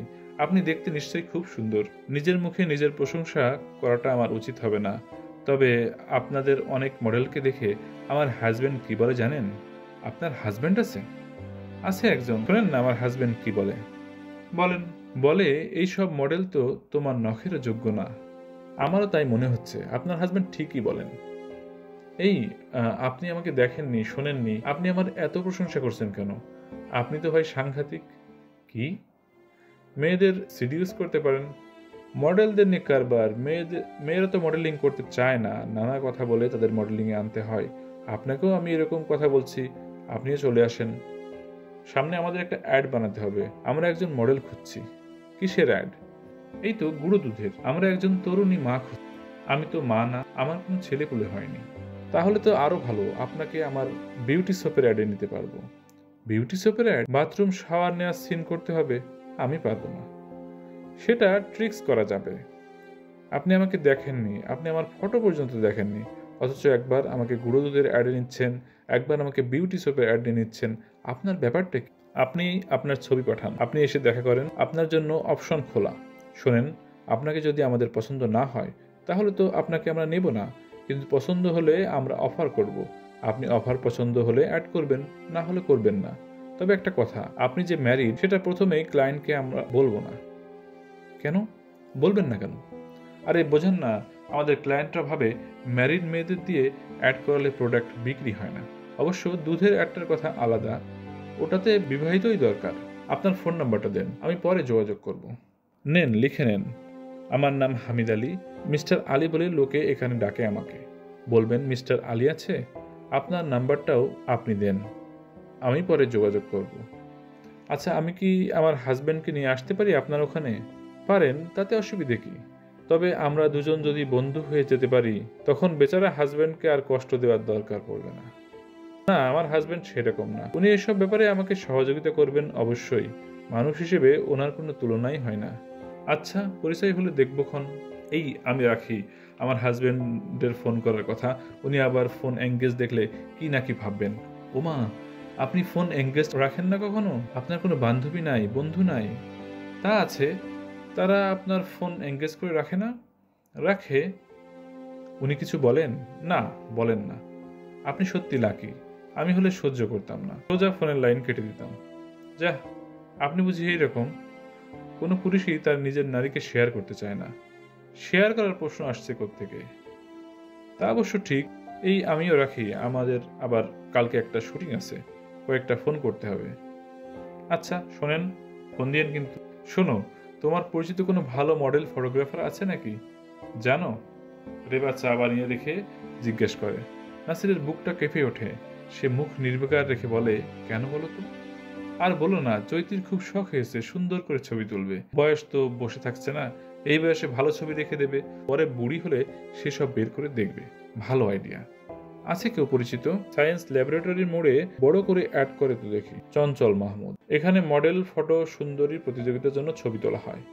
একটু ফোন নাম্বারটা নিয়ে এসে ফোন করে দাও না। আচ্ছা দেব। কত টাকা নেই এইসবও জানতে হবে, তুমি ফোন করে দিও। এই বলো তো, আমি আসলে দেখতে কেমন? খুব সুন্দর। আমাকে দিয়ে কিসের মডেলিং হবে বলো তো? বাতের রোগী নাকি মেদ ভুড়ি? কি বলো তুমি? তোমাকে দিয়ে শ্যাম্পুর অ্যাড করানো উচিত। যা, তুমি না সবসময় আমার ব্যাপারে বাড়িয়ে বলো। না তো, বাড়িয়ে বলি না তো, কমিয়ে বললাম। এই যেমন তোমার বয়স 16, এটা কি কমানো হলো নাকি বাড়ানো হলো? আমার আসল বয়স জানো কত? 28। রেবা 2 বছর কমিয়ে বলল। শুনে নাসির হাসে। তাহলে? না, তোমাকে বিয়ে করেছি যখন তোমার বয়স ছিল 16, তার মানে এখন তোমার 24। তবে তোমাকে 24 দেখায় না, তোমাকে 18-19ই লাগে। সত্যি তুমি আমাকে তাই ভাবো? আমাকে তোমার ভালো লাগে খুব। আমাকে কখনো ছেড়ে যাবে না তো? না, তোমাকে যে কোনো বাচ্চা দিতে পারছি না, সেটা আমার দোষ, তোমার না। হুজুর বলেছেন এবার হবে। নিশ্চয়ই। আসো। কি? বাচ্চা হওয়ার চেষ্টা করি। এখন এই অসময়ে? আমার অসময়ে ভালো লাগে। আসো, যা ঠান্ডা, কাপড় চোপড় যত কম খোলা যায়। না, তাহলে হবে না। আসো, কম্বলের নিচে ঢুকে পড়ি, অনেক ভালো করে আদর করবে আমাকে, তাহলে হবে। আসো। কিন্তু নাসির পারে না। আশ্চর্য তো, পারলো না কেন সে? এর আগে তো কখনো এরকম হয়নি। তার এই ব্যাপারে তো কোনো দুর্বলতা ছিল না। রেবা সাপের মতো চোখ করে তাকে দেখছে, তার দৃষ্টি হিমশীতল। আজকে অফিসে একটা কাণ্ড ঘটেছে। হামিদ আলী নামে একটা পার্সেল এসেছে। মামুন প্যাকেটটা নিয়ে হাসতে থাকে।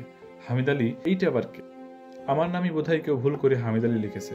নাসির পার্সেলটা খোলে। ভেতরে একটা সুন্দর জল রঙের ছবি, কাইয়ুম চৌধুরীর আঁকা। কে পাঠালো এটা? নাসির ভেবে তল পায় না। রেবা পাঠাতে পারে, লিজি পারে, আর কেউ হয়তো পারে, কিন্তু ছবিটা তার ভারী পছন্দ হয়েছে। অরিজিনাল কাইয়ুম চৌধুরী মনে হচ্ছে। রেবা বোধহয় পাঠায়নি। ও কাইয়ুম চৌধুরীর ছবির মর্ম ও মর্যাদা বোঝার মতো মেয়ে না।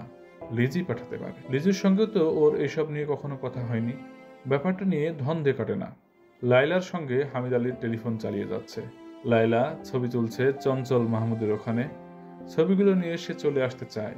হামিদ আলী তাকে বলেছে ডাকে পাঠাতে। একটা ঠিকানা তাকে দেওয়া দরকার। এই অফিসের ঠিকানা দিলে সে ধরে ফেলতে পারে। অন্য অফিসের ঠিকানা দেবে নাকি সত্যিকারের কোনো অ্যাডভার্টাইজিং ফার্মের ঠিকানা দেবে সে? উপরে লেখা থাকবে হামিদ আলী, তার নিচে যে কোনো একটা অ্যাড এজেন্সির ঠিকানা। ডাকে ফেললেই চলে যাবে। আর চলে গেলে ফোনে কথা বলতে অসুবিধা হবে না, কারণ ছবিগুলো কেমন এটা তো সে আগে থেকেই জানে। না, মডেলিং এর বিনিময়ে কোনো কিছু চাওয়া ইনডিসেন্ট প্রপোজাল হামিদ আলী করেনি লায়লাকে। এটা বোধহয় তার পক্ষে জীবনেও করা সম্ভব না। অফিস থেকে হামিদ আলীর নাম ঠিকানা লেখা খামে করেই জল রঙের ছবিটা নিয়ে বের হয় নাসির। পিঙ্ক লাইন বাস থেকে নেমে পড়ে ভিডিও দোকানে একবার উকি দেয় সে। লম্বা চুলের লোকটা যথারীতি ভিসিআরে হিন্দি ছবি দেখছে। সিডি দেখান না দুটো, নতুন কি এসেছে? নাসির আলী বলে।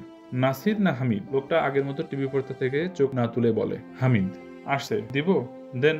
দোকানি দুটো সিডি গোপনে প্যাকেটে ভরে দেয়। অতি সতর্কতার কারণ এইবার সিডি হচ্ছে হামিদ আলী মার্ক। দোকানি জানে কোনো লোক যখন নিজের নাম গোপন করে সিডি নেয় তখন নেয় নিষিদ্ধ ছবি, প্রাপ্তবয়স্কদের ছবি। নাসির 40 টাকা দেয় তার হাতে। সিডি দুটো নিয়ে নাসির হেঁটে হেঁটে বাসায় আসে। দোরঘণ্টি বাজায়, দরজা খুলে দেয় রেবা। কোনো কথা হয় না, তারা ভেতরে যায়। নাসির প্যাকেটগুলো একটা টেবিলে রাখে, তারপর বাথরুমে যায়। রেবা এসে খামগুলো চেক করতে শুরু করে। দেখতে পাই হামিদ আলীর লেখা খাম। সে চমকে ওঠে। শীতের এই সন্ধ্যাতেও সে ঘামতে থাকে, দাঁড়িয়ে থাকতে পারে না। তার মাথাটা চক্কর দিয়ে উঠলে সে ধপ করে বসে পড়ে বিছানায়। হামিদ আলীর লেখা খাম নাসিরের কাছে কোত্থেকে এলো? সে কিছুই বুঝতে পারছে না, কিছুই না। বাথরুমের দরজায় শব্দ হতেই তাড়াতাড়ি রেবা খামগুলো যথাস্থানে রেখে দেয়, যাতে নাসির কিছুতেই বুঝতে না পারে। নাসির তোয়ালে দিয়ে মুখ মুছতে মুছতে এই ঘরে আসে। তারপর তোয়ালেটা বারান্দার তারে ঝোলায় দেয়। ফিরে এলে রেবা তাকে জিজ্ঞেস করে, এই খামটা কার? নাসিরও চমকে ওঠে। সে একটা বড় ভুল করে ফেলেছে। হামিদ আলীর লেখা খাম তো তার এই বাসায় আনা উচিত হয়নি। সেও ঘামতে থাকে। মিনমিনে গলায় বলে, হামিদের। রেবা বলে, উনি কে? হামিদ আলী। তুমি চিনবে না? তুমি কি শিওর আমি চিনবো না? হ্যাঁ, তুমি তোমার শিওরিটি নিয়ে বসে থাকো। তার মানে তুমি চিনো হামিদ আলীকে? রেবা চুপ করে থাকে। বলো, হামিদ আলী কে? তার সাথে কোথায়, কিভাবে পরিচয়? রেবা বলে, আমি কি বলছি যে আমার সাথে তার পরিচয় আছে? তোমার মুখ দেখে বোঝা যাচ্ছে যে আছে। বলো, আমাকে কোনো কিছু লুকিও না। আমি কোনো কিছু লুকাচ্ছি না। তারপর বেশ খানিকক্ষণ নীরবতা। এক সময় মৌন ভঙ্গ করে নাসির বলে, একটু কি চা পেতে পারি? রেবা ওঠার সুযোগ পায়, গলা উঁচিয়ে বলতে থাকে, জয়তুন, জয়তুন, চা দে। রেবা বুঝতে পারে সে একটা ভুল করে ফেলেছে। নাসিরের সামনে তার বলা উচিত হয় নাই যে সে হামিদ আলীকে চিনতেও পারে। এই গাধামোটা সে কেন করতে গেল? এখন পস্তাতে হবে। হামিদ আলীকে তো সেইভাবে চেনেও না সে। লোকটা তাকে ফোন করে তার ফটো পাঠাতে বলেছিল। রেবা তুলি তুলি করে শেষ পর্যন্ত ছবি তোলেনি। তার মনে ভয়, আশঙ্কা যে ছবি দেখলে হামিদ আলী হয়তো তাকে আর পছন্দ করবে না, কিন্তু সে জানে সামনাসামনি এলে হামিদ আলী তাকে অপছন্দ করতে পারবে না, কারণ রক্ত মাংসের নারীর একটা জাদুকরী সম্মোহনী শক্তি আছে, অন্তত তার আছে। রেবা সেটা অন্তত এক যুগ থেকে বুঝে আসছে। সে পুরুষদের আকর্ষণ করতে পারে। এইটা তার জীবনের একটা খেলা। প্রতি বছর শেষে সে গুনতে বসতো এবছর কতগুলো ছেলে তাকে প্রপোজ করেছে। অসময়ে বিয়ে হয়ে যাওয়াতে এই খেলায় একটা সাময়িক ছেদ পড়েছে বটে, কিন্তু তাতে তার ক্রীড়া প্রতিভা নিঃশেষিত হয়ে যায়নি। এখনো সে সমানভাবে ছেলেদের আকৃষ্ট করতে পারে, কিন্তু সেটা সে পারে তার ব্যক্তিত্ব দিয়ে। তার ছবি কাউকে জালে আটকাতে পারবে কিনা সে নিশ্চিত নয়, তাই সে শেষতক ছবি পাঠানোর চিন্তা বাদ দিয়েছে। কিন্তু কে এই হামিদ আলী? নাসিরের কাছে তার নাম লেখা খাম কোত্থেকে এলো? তারা কি দুজন দুজনকে ভালোভাবে চেনে? রেবা বুঝতে পারে না তার কি করা উচিত। প্রতীক্ষা করো এবং দেখো, এই নীতি অবলম্বন করাকেই সে শ্রেয়তর বলে সিদ্ধান্ত নেয়। গভীর রাতে নাসিরের ঘুম ভেঙে যায়। সে প্রথমে বুঝতে পারে না যে সে কোথায়। সে উঠে বিছানায় বসে, মাথার ওপর কম্বল তুলে দিয়ে তাঁবু বানানো খেলা খেলে। তারপর সে ধীরে ধীরে নিজেদের শোবার ঘরে যায়। তাদের শয়নকক্ষটি পুরো অন্ধকার। অভ্যাস মতো সে মশারি ঠেলে বিছানায় ঢুকে পড়ে। রেবা কম্বলের নিচে তার নাক ডাকার শব্দ আসছে। রেবা তার দিকে পিঠ দিয়ে শোয়া। সে আস্তে আস্তে রেবাকে পেছন থেকে জড়িয়ে ধরে, তার ঘাড়ে চুমু দিতে থাকে। শরীরের নিচ দিয়ে তার হাত ঢুকিয়ে দিয়ে আরেকটা হাত উপর দিয়ে তাকে সাপের মতো করে জড়ায়। তার দুহাতের মধ্যে রেবার বুক দুটো। সে চুমু দিতে দিতে ডাকে, লায়লা, লায়লা। ঘুমের মধ্যে রেবা জবাব দেয়, হামিদ আলী, হামিদ আলী। হ্যাঁ গো, আমি তোমার হামিদ আলী। লায়লা সোনা, নড়ো না, আমি তোমাকে আদর করব। রেবা আরাম পাওয়ার মতো শব্দ করে শরীর মেলে ধরে। হামিদ আলী লায়লার সমস্ত শরীরে চুমু দিয়ে আর লায়লা লায়লা বলে ডাকে। লায়লা জেগে উঠে হামিদ আলীকে উপর করে শোয় আর নিজে তার পিঠে শুয়ে তার ঘাড় কামড়াতে থাকে। হামিদ, আমার হামিদ। রেবা জানায়, নাসির, সম্ভবত সুখবর আছে। আমার তো এই মাসে শরীর খারাপ হয়নি। নাসির চুপ করে থাকে। মেয়েদের শরীর কত কারণে খারাপ হয়, কত কারণে হয় না, সে খুব ভালো করেই জানে। বাবা হওয়ার ক্ষমতা তার নাই। রেবা যা ভাবছে তা মিথ্যা একটা কুহুক ছাড়া আর কিছুই নয়। আরো কয়েকদিন পর রেবা বলে, ওষুধের দোকানে দেখি প্রেগন্যান্সি টেস্ট কি পাওয়া যায়, একটা কিনে এনে তো। নাসির তার কথা কানেও তোলে না। শেষে রেবা নিজেই সেই কিট কিনে আনে। নিজের পেশাব নিজেই পরীক্ষা করে, রেজাল্ট পজিটিভ। সে দৌড়ে যায় নাসিরের কাছে। নাসির, এই দেখো রেজাল্ট পজিটিভ, তার মানে আমাদের পেটে আমাদের সন্তান। বলেছিলাম না, পীর বাবার পড়া শরবত খাস নিয়তে খেলে ফল পাওয়া যাবেই। নাসির শুকনো মুখে বলে, তাই তো দেখছি। তুমি খুশি হওনি? কি বলো, খুশি হব না কেন? নিশ্চয়ই অনেক খুশি হয়েছি, আলহামদুলিল্লাহ। এই চলো ডাক্তারের কাছে যাই, ডাক্তার পরীক্ষা করে দেখুক। তার আগে কাউকে কিছু বলার দরকার নাই। ঠিকই, কবে যাবে ডাক্তারের কাছে? চলো আজকেই যাই। আজকে? আজকে কি অ্যাপয়েন্টমেন্ট পাওয়া যাবে? কালকে যাই। আচ্ছা কালকে। কোন ডাক্তার দেখাবো আমরা বলো তো? তুমি বলো। গাইনি ডাক্তার তো অনেকেই আমার চেনা, কতজনের কাছে গেছি একটা বাচ্চার জন্য। সে তো গেছি, কিন্তু আজকে তো কেস আলাদা। পেটে সত্যি সত্যি বাচ্চা আছে কিনা টেস্ট করবে, আর যদি আল্লাহর রহমতে হুজুরের দোয়ায় বাচ্চা এসে থাকে, তাহলে তার যত্ন আমার যত্ন। কি কি করতে হবে না হবে সেই সব দেখবে এবার ডাক্তার। কাকে দেখালে ভালো হয় বলো তো? তুমি খোঁজ নিয়ে দেখো, আমি তো আর এসব জানি না। আচ্ছা ঠিক আছে, চৈতিকে জিজ্ঞাসা করে দেখবো, ওর কাছে সব ইনফরমেশন থাকে। নিজেই তো তিনটার মা, থাকবেই তো, তাই না? তা থাকবে, কিন্তু তোর মুখ দেখে মনে হচ্ছে তুমি খুশি হও নাই। আরে কি বলে, খুশি হব না কেন, খুব খুশি হয়েছি, আলহামদুলিল্লাহ। পরের দিন অফিসে গিয়ে মামুনের ফোন থেকে সে কল করে তাদের বাড়ির নম্বরে। রিং হয়, কিন্তু রেবা তথা লাইলা ফোন ধরে না। সে অনেকবার চেষ্টা করে, তবুও লাইলা ফোন ধরে না। ব্যাপার কি? লিজির ফোন এসেছিল, আমি এখন খুব ব্যস্ত বলে নাসির লাইন কেটে দেয়। তারপর আবার ফোন বেজে ওঠে, ক্রিং ক্রিং ক্রিং। এই ফোনটার রিংটা এতটা চড়া না। সে ফোনের রিসিভার তুলে রেখে টেবিলের উপরে। রিসিভারের সঙ্গে যুক্ত তারটা বেশি পেঁচিয়ে গেছে, এই প্যাচটা খুলতে হবে। রিসিভারটা হাত ধরে ঘুরিয়ে ঘুরিয়ে সে তারের প্যাচ খোলে, কিন্তু তার মনে হয় সে যত প্যাচই খুলছে ততই বেশি করে যেন ফোনটা পেঁচিয়ে রয়েছে। সন্ধ্যার পর তারা যায় ডাক্তারের কাছে। নাসির ডাক্তারের রুমের বাইরে সারি সারি চেয়ারে একটা চেয়ারে বসে থাকে। রেবা ভেতরে ঢোকে। নাসির তখনই নিজেকে দায়িত্ববান পুরুষ তথা হামিদ আলী বলে মনে হয়। ভেতরের মহিলা ডাক্তার রেবার কাছ থেকে বিবরণ শুনে তার পেশাবের স্যাম্পল দিতে বলেন এবং নিজের হাত দিয়ে পরখ করেও দেখেন। নাসির আলী ওয়েটিং রুমে বসে থাকতে থাকতে নিজেকে একটা দূর পাল্লার বাসের যাত্রী বলে ঠাওরায়। সে একটা পুরনো পত্রিকা হাতে তুলে নেয়। পত্রিকার পাতায় ছাপা হওয়া একটা নায়িকার ছবি দেখে ভদ্রমহিলা কি শ্যাম্পু চুলে মাখেন তা জানার কৌতূহল বোধ করে। পেশাব পরীক্ষার পর রেজাল্ট পজিটিভ বলে তিনি রায় দেন। ভেতরে নাসির আলীকেও ডাকা হয়। ডাক্তার দুটো দাঁত বড়, রং ময়লা, মধ্যবয়স্ক, নাসিরকে অভিনন্দন জানান। ডাক্তার মহিলাটি সম্ভবত পান খান, তার মুখ থেকে পানের গন্ধ ভেসে আসে। এখন থেকে রেবাকে কি কি করতে হবে, কি কি করতে হবে না তার একটা বিস্তারিত তালিকা ডাক্তার পেশ করেন। নাসিরের নিজেকে ভারী ক্লান্ত বলে মনে হয়। বাসার কাছেই ডাক্তারখানা, তবু তারা রিকশায় ফেরে না, ট্যাক্সি ডাকে। এত কাছে ট্যাক্সি যেতে না চাওয়ায় নাসির তাকে নগদ 100 টাকা দেবার প্রস্তাব দেয়। ট্যাক্সিওয়ালা তাদেরকে 2 মিনিটে বাসায় পৌঁছে দিয়ে ধন্য করেন। বাসায় এসে রেবা বলে, এই তুমি খুশি হওনি? হ্যাঁ হয়েছি, নাসির অনেকটা নির্লিপ্তের মতো বলে। রেবার উৎসাহে তা ভাটার সৃষ্টি করে না। সে বলে, চলো একদিন মাজার শরীফে যাই, হুজুরের সঙ্গে দুজন দেখা করে আসি, কেমন?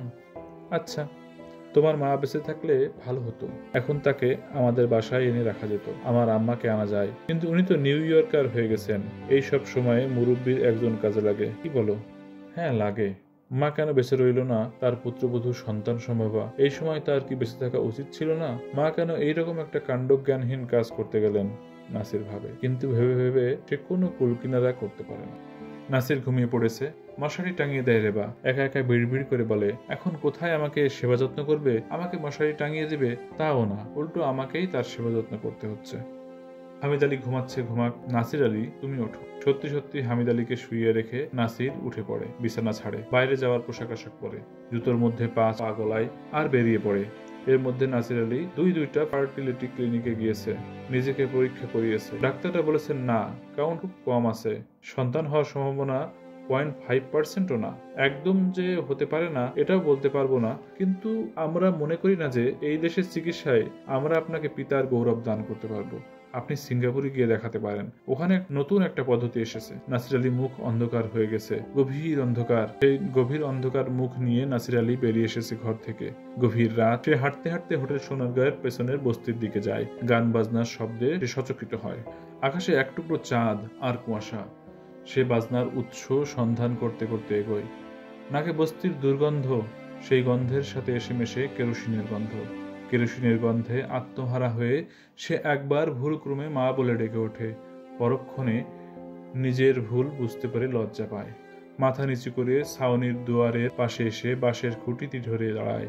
কি গান হচ্ছে, কি গান! খাঁচার ভিতর অচিন পাখি কেমনে আসে যায়, ধরতে পারলে মনোবেড়ি দিতাম তাহার পায়। পুরো আস্তানা গাজার ধোঁয়ায় সাদা হয়ে আছে।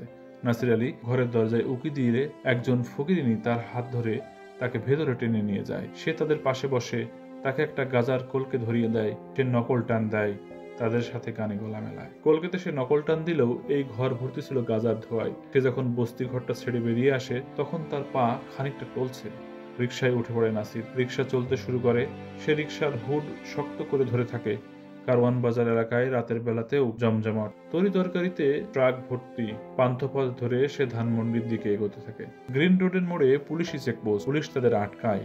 তীব্র কণ্ঠে একজন নীল রঙা পুলিশ চিৎকার করে ওঠে, এই রিকশা দাঁড়া! ভাই, আপনার ঘটনা কি? আপনি ঘোরাঘুরি করতেছেন কেন? নাসির আলী বলে, দাঁতের ব্যথার ওষুধ খুঁজছি, সামনে কি ওষুধের দোকান আছে? পুলিশ বলে, আপনার পরিচয় বলেন। নাম কি? নাসির আলী। করেন কি? বাইং হাউসে কাজ করি। আইডি কার্ড আছে? পুলিশ সদস্যটা শূন্য একটা লাঠি নাচিয়ে প্রশ্ন ছড়ে। জি আছে। নাসির আলীও প্রবল আত্মবিশ্বাস নিয়ে জবাব দেয়। দেখি, বার করেন। নাসির পরিচয়পত্র বের করে। সোডিয়াম বাতির আলোয় পুলিশ সেটা ভালো করে খুঁটিয়ে দেখে। তারপর বলে, যান, ঠিক আছে, রাস্তাঘাট বেশি ভালো না, তাড়াতাড়ি ঘরে যান। সেখান থেকে রিকশা নিয়ে ঘুরে সে নিজেই এবার পুলিশের কাছে আসে। সে বলে, ভাই, আপনারা এখানে কি করছেন? পুলিশ বলে, আপনি কি করতেছেন? দাঁতের ব্যথার ওষুধ খুঁজছি, সামনে কি ওষুধের দোকান আছে? আপনার পরিচয় বলেন। নাম কি? হামিদ আলী। করেন কি? Computer engineer. আইডি কার্ড আছে? জি আছে। দেখি, বার করেন। নাসির পরিচয়পত্র বের করে। সেটা ভালোভাবে পরখ করে পুলিশ বলে, যান, ঠিক আছে, রাস্তাঘাট বেশি ভালো না, তাড়াতাড়ি ঘরে যান। নাসির বলে, রিকশাওয়ালা ভাই, বললাম না রাস্তাঘাট বেশি ভালো না। পুলিশ রাস্তায় থাকা মানেই রাস্তাঘাটের অবস্থা খারাপ, চলেন জায়গা। রিকশাওয়ালা রিকশা চালায়। তখন নাসিরের নিজেরই রিকশা চালানোর পুরনো শখটা নতুন করে উস্কে ওঠে। সে বলে, রিকশাওয়ালা ভাই, আপনি ওঠেন রিকশার পেছনে, প্যাসেঞ্জার সিটে বসেন, আমি চালাই। না স্যার, পারবেন না। রিকশাওয়ালা মাথা নাড়ে। কি বলে পারবো না? বহুত চালাইছি, নাসির আলী জোরের সঙ্গে বলে। রিক্সাওয়ালা ভীষণ শক্ত বলে, কইলাম তো পারবেন না। আরে পারবো। আরে পারতেন না, ধরো মিয়া, ওঠো পিছনে, দেখো পারি কিনা। সে জোর করে রিক্সাওয়ালাকে যাত্রী আসনে বসিয়ে রিক্সা চালাতে থাকে। এই রিক্সাটা ভালো, এটা একদিকে টানছে না, সে মনের আনন্দে চালায়। রিক্সাওয়ালা গান ধরে, বাড়ির কাছে আরশিনগর সেথা পড়শি বসত করে, এক ঘর পড়শি বসত করে, আমি একদিনও না দেখিলাম তারে। ভাই, আপনার গানের গলা তো অতি চমৎকার। আপনি গান শিখেছেন কোথায়? শিল্পকলা একাডেমিতে? কি কন ভাইজান? রিক্সাওয়ালা বুঝতে পারে না। আপনার বাড়ি কই? নাসির আলী এবার সহজ প্রশ্ন জিজ্ঞেস করে। রিক্সাওয়ালা নাসিরের পিঠে হাত রেখে বলে, বাড়ি সাইজির দেশে, কুষ্টিয়া। ও তাই তো? নাসির আলী মাথা ঝাঁকায়। যে তাই তো, সাইজির গান আমাদের সবারই জানা। কিন্তু ভাই, আপনার গলায় তো কুষ্টিয়ার টান নাই, আপনার গলায় তো কুমিল্লার টান। ঢাকায় আইসা রিক্সা চালাইলে সব টান এক টান হয়ে যায়। রাইট। নাসির আলী রিক্সা চালাতে চালাতে ঘাড় ঘুরিয়ে জবাব দেয়। নাসির রিক্সা নিয়ে এবার গ্রিন রোড ও পান্থপথের সংযোগস্থলে পুলিশ চেকপোস্টের কাছে আসে। পুলিশ বলে, এই রিক্সা দাঁড়াও। ভাই, আপনার ঘটনা কি? আপনি ঘোরাঘুরি করতেছেন কেন? রিক্সাওয়ালা বলে, দাঁতের ব্যথার ওষুধ খুঁজতেছি, সামনে কি ওষুধের দোকান আছে? পুলিশ বলে, আপনার পরিচয় দেন, নাম কি? রিক্সাওয়ালা বলেন, হামিদ আলী। করেন কি? কবিতা লেখি। আইডি কার্ড আছে? যে আছে।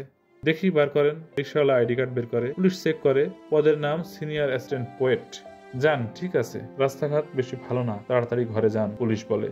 রিক্সাওয়ালা খুবই মজা পেয়েছে। সে বলে, স্যার, সাইজির গানের মতো গান হয় না, ওই কথা কয়টার গোমর আমারে একটু বুঝায় কন দেখি। আপনি তো শিক্ষিত মানুষ, আপনি পারবেন। কোন কথা বলেন তো ভাই? নাসির আলী রিক্সার ঘন্টি বাজিয়ে শুধায়। রিক্সাওয়ালা গায়, কি কব সেই পড়শির কথা, ও তার হস্তপদ স্কন্দ মাথা নাই রে, ও সে ক্ষণেক থাকে শূন্যের ওপর, আবার ক্ষণেক ভাসে নিরে। শুনছেন কথাটা? এখন কন দেখিনি, এইটার কি মাইনে? হস্তপদ স্কন্দ মাথা যদি না থাকবে, সে পড়শি হলো কেমনে? আর যদি এই সব নাই থাকবে, সে কেমনে একবার শূন্য থাকে, একবার পানির উপরে ভাসে? নাসির আলী অপারগতা প্রকাশ করে অকপটে, ভাই, এইসব ভাবের কথা, মারফতি লাইনের কথা আমি জানবো কি করে? আমার তো আপনার জেলায় জন্ম না। নাসির আলী হাঁপসে যায়। কত আর রিক্সা চালানো যায়? এবার সে বলে, ভাই, আমি বিদায় নেই। রিক্সাওয়ালা বলে, ভাই, আপনাকে কত ভাড়া দিতে হবে? আমার ভাড়া 20 টাকা, আপনার 30, আর আপনার জমা 20। আপনি পাবেন 50, আমি পাবো 20। দেন 20 দেন, এই নেন 50। খুশি? পারে লয়ে যাও আমার, আমি অপার হয়ে বসে আছি। রিক্সাওয়ালা হাসি মুখে বলে, আপনি একটা পাগল। জি, আমিও কিন্তু আপনার পড়শি, আমারও কিন্তু হাত পা স্কন্দ মাথা নাই। রিক্সাওয়ালা ততক্ষণে সিটে উঠে পায়ে পেডেল মারছে। নাসির আলী ঘুরে তাকিয়ে দেখে রিক্সা বেশ দূরে সরে গেছে, আর তার হঠাৎ নিজেকে মনে হচ্ছে শূন্য। রিক্সাওয়ালার কাছ থেকে বিদায় নিয়ে একা একা হাঁটছে নাসির। কুয়াশা মাখা পথ, পরাগ রেণুর মতো স্টেডিয়ামের আলো, শরীর রিক্সা চালিয়ে ক্লান্ত। নাসির পা টেনে টেনে হাঁটে। পান্থপথের মাথায় এসে তাকে ষড়রিপুর মতো করে ঘিরে ধরে 3 জন ছিনতাইকারী।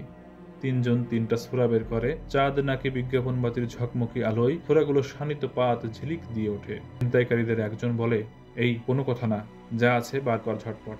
লোকটার একটা দাঁত লোহার নাকের উপর, হঠাৎ তা থেকে প্রতিফলিত হয় আলো। নাসির নির্বিকার ভঙ্গিতে বলে, কিছু নাই।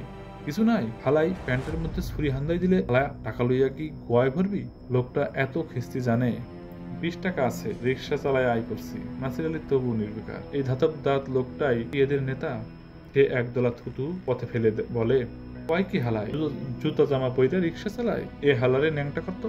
2 জন তাকে ধরে, একজন পেটে ছুরি ধরে রাখে, চাঁদের একটা ফালির মতো করে এই ছুরির ফলা। তারা তার জুতা খোলে, প্যান্ট খোলে, জ্যাকেট খোলে, শার্ট খোলে, পকেট তল্লাশি করে, দেহ তল্লাশি করে। নাসিরের মুখমণ্ডল থেকে একটা অবজ্ঞার হাসি ঝরে পড়ে, চাঁদের আলোর সঙ্গে মিশে যায়। আরে অধর্মা রে, কিছুই তো পাবি না 20 টাকা ছাড়া। শালা সমুদ্রের বুধ ব্যাগে ধুইছে 20 টাকা। এক ছিনতাইকারী আরেকজনের হাতে ব্যাগটা দিয়ে দেয়। নাসির বলে, ওটা নেবেন না, ওর মধ্যে আমার খুব দরকারি কাগজ আছে। ছিনতাইকারীকে একজন বলে, কি কাগজ? নাসির কাতর কণ্ঠে বলে, আইডি কার্ড। ছিনতাইকারী বলে, যাবারে ফট। নাসির মিনতি করে বলে, প্লিজ ওটা দেন। আরে হৌরের পুত, তোর মায়ের বাপ মইরা গেলে আইডি কার্ড দিয়া হাউ আমরাইবি? হ, মারাই মতো। আইডি কার্ড ছাড়া চলা যায়? রাস্তাঘাটে চলতে ফিরতে তোমার একটা আইডেন্টিটি লাগবে না? দাও আমার আইডি কার্ড। নাসিরও খিস্তি শুরু করে, যেমন কুকুর তেমনই তো হওয়া উচিত মুগুর। ছিনতাইকারীর সঙ্গে সে বৎসায় লিপ্ত হয়। সে বলে, এই হারামজাদা, দিলি আমার আইডি কার্ড? ওরা বলে, হাউয়ের পুত গেলি, আইডি কার্ড না দিলে যাবো না। সেও ঘর তুমি করে, তার ঘাড় শক্ত হয়ে ওঠে। দিমু না। ছিনতাইকারীও তাদের প্রতিজ্ঞায় অটল। না দিলে তোকে যদি আমি সামনা না ছিলছি। একটা ষাঁড়ের শক্তি এসে ভর করে নাসিরের শরীরে। সে গিয়ে মানিব্যাগ অপহরণকারী লোকটার গায়ে আছড়ে পড়ে। প্রথমে ব্যাপারটা ধাক্কাধাক্কিতে, শেষে পাঁচড়াপাঁচড়িতে রূপান্তরিত হয়। ছিনতাইকারীদের একজন তার পেটে ছুরি মারলে সে রাস্তার ধারে পড়ে যায়। তখন ফিনকি দিয়ে রক্ত বেরোতে থাকে, অনেকটা বদনার নল দিয়ে যেরকম পানি বের হয়। লাল নয়, খয়েরি ধরনের রক্ত। রক্তের বিছানায় সে শুয়ে পড়ে। রক্তের উষ্ণতায় সে আরাম পায়, আর আরামের সঙ্গেই সে বেশ শান্তভাবে মারা যায়। সকালবেলা নাসির রোজকার মতো ঘুম থেকে উঠেছে অফিসে যাবে বলে। কয়েকদিন আকাশটা ঘন কুয়াশা চাদর মুড়ি দিয়ে থাকবার পর আজই সূর্য উঠেছে। জানালা দিয়ে একটা উজ্জ্বল আলোর চারকোনা টুকরো এসে বিছানায় পড়েছে। মনে হচ্ছে নীল এনভেলাপে একটা উজ্জ্বল ডাকটিকিট। Morning shows the day. আজ দিনটা ভালোই যাবে। সে পত্রিকা মেলে ধরলে একটা খবরে তার চোখ আটকে যায়। খবরটা হলো পান্থপথের মাথায় অজ্ঞাতনামা যুবকের লাশ উদ্ধার। খবরের উপরে 3টা কলাম জুড়ে লাশটার রঙিন ছবি। সে দেখতে পায় হুবহু তারই একটা নগ্নদেহের ছবি ছাপা হয়েছে। চেহারাটা অবিকল তার। নিজের রঙিন মৃত্যুকে প্রত্যক্ষ করে সে থমকে যায়। ভাগ্যিস লাশটাকে অজ্ঞাতনামা বলা হয়েছে। ভাগ্যিস আততায়ীরা কাল আইডি কার্ড কেড়ে নিতে পারেনি, না হলে তো তার আইডেন্টিটি ছাপা হয়ে যেত পত্রিকায়। তাহলে কে মারা গেল, নাসির আলী নাকি হামিদ আলী? হামিদ আলী ঘুমাচ্ছিল, নাসির আলী উঠে বাইরে গেছে, আর এই বাইরে যাওয়াটাই কাল হয়ে গেছে তার জন্য। আজকালকার জমানায় কেউ রাতের বেলা একা একা বাইরে যায় রিকশায় ঘুরে, তাহলে নাসির আলী আর বেঁচে নেই, বেঁচে আছে হামিদ আলী। হামিদ আলীর চেহারাটা কেমন? সে আয়নার সামনে দাঁড়িয়ে গালে শেভিং ক্রিম লাগাতে লাগাতে ভালো করে লক্ষ্য করে। হামিদ আলীর চেহারা নাসির আলীর মতো, ফলে চালিয়ে নেওয়া যাবে। সংসারে কিংবা অফিসে, বাসে কিংবা ফুটপাতে কাজকর্ম চলাফেরায় কোনো অসুবিধা হওয়ার কথা নয়। নাসির আলীর জন্য তার ভীষণ মায়া হয়। আহা বেচারা, এইভাবে অপঘাতে মারা গেল। কি করছে এখন সে? লাশ কাটা ঘরে শুয়ে আছে। একটা মানুষের লাশ। মানুষের, শুধু লাশ বললে হয় না, আবার মানুষের লাশ বলতে হয়। একটা লাশের ছবি দেখে দিনটা শুরু হলো। কে জানে তার সারাটা দিন কেমন যাবে। এই রকম একটা সংকীর্ণ স্বার্থ চিন্তায় আক্রান্ত হয় সে। নাসির, নাসির রেবা ডাকছে। আসছি, সে সাড়া দেয়। তারপর আয়নায় ফুটে ওঠা প্রতিবিম্বটার দিকে তাকিয়ে সে একটা মুচকি হাসি দেয়। রেবা কাকে ডাকছে আর কেই বা জবাব দিচ্ছে? প্রতিবিম্বটাও তার দিকে হাসি ফিরিয়ে দেয়। সমাপ্ত।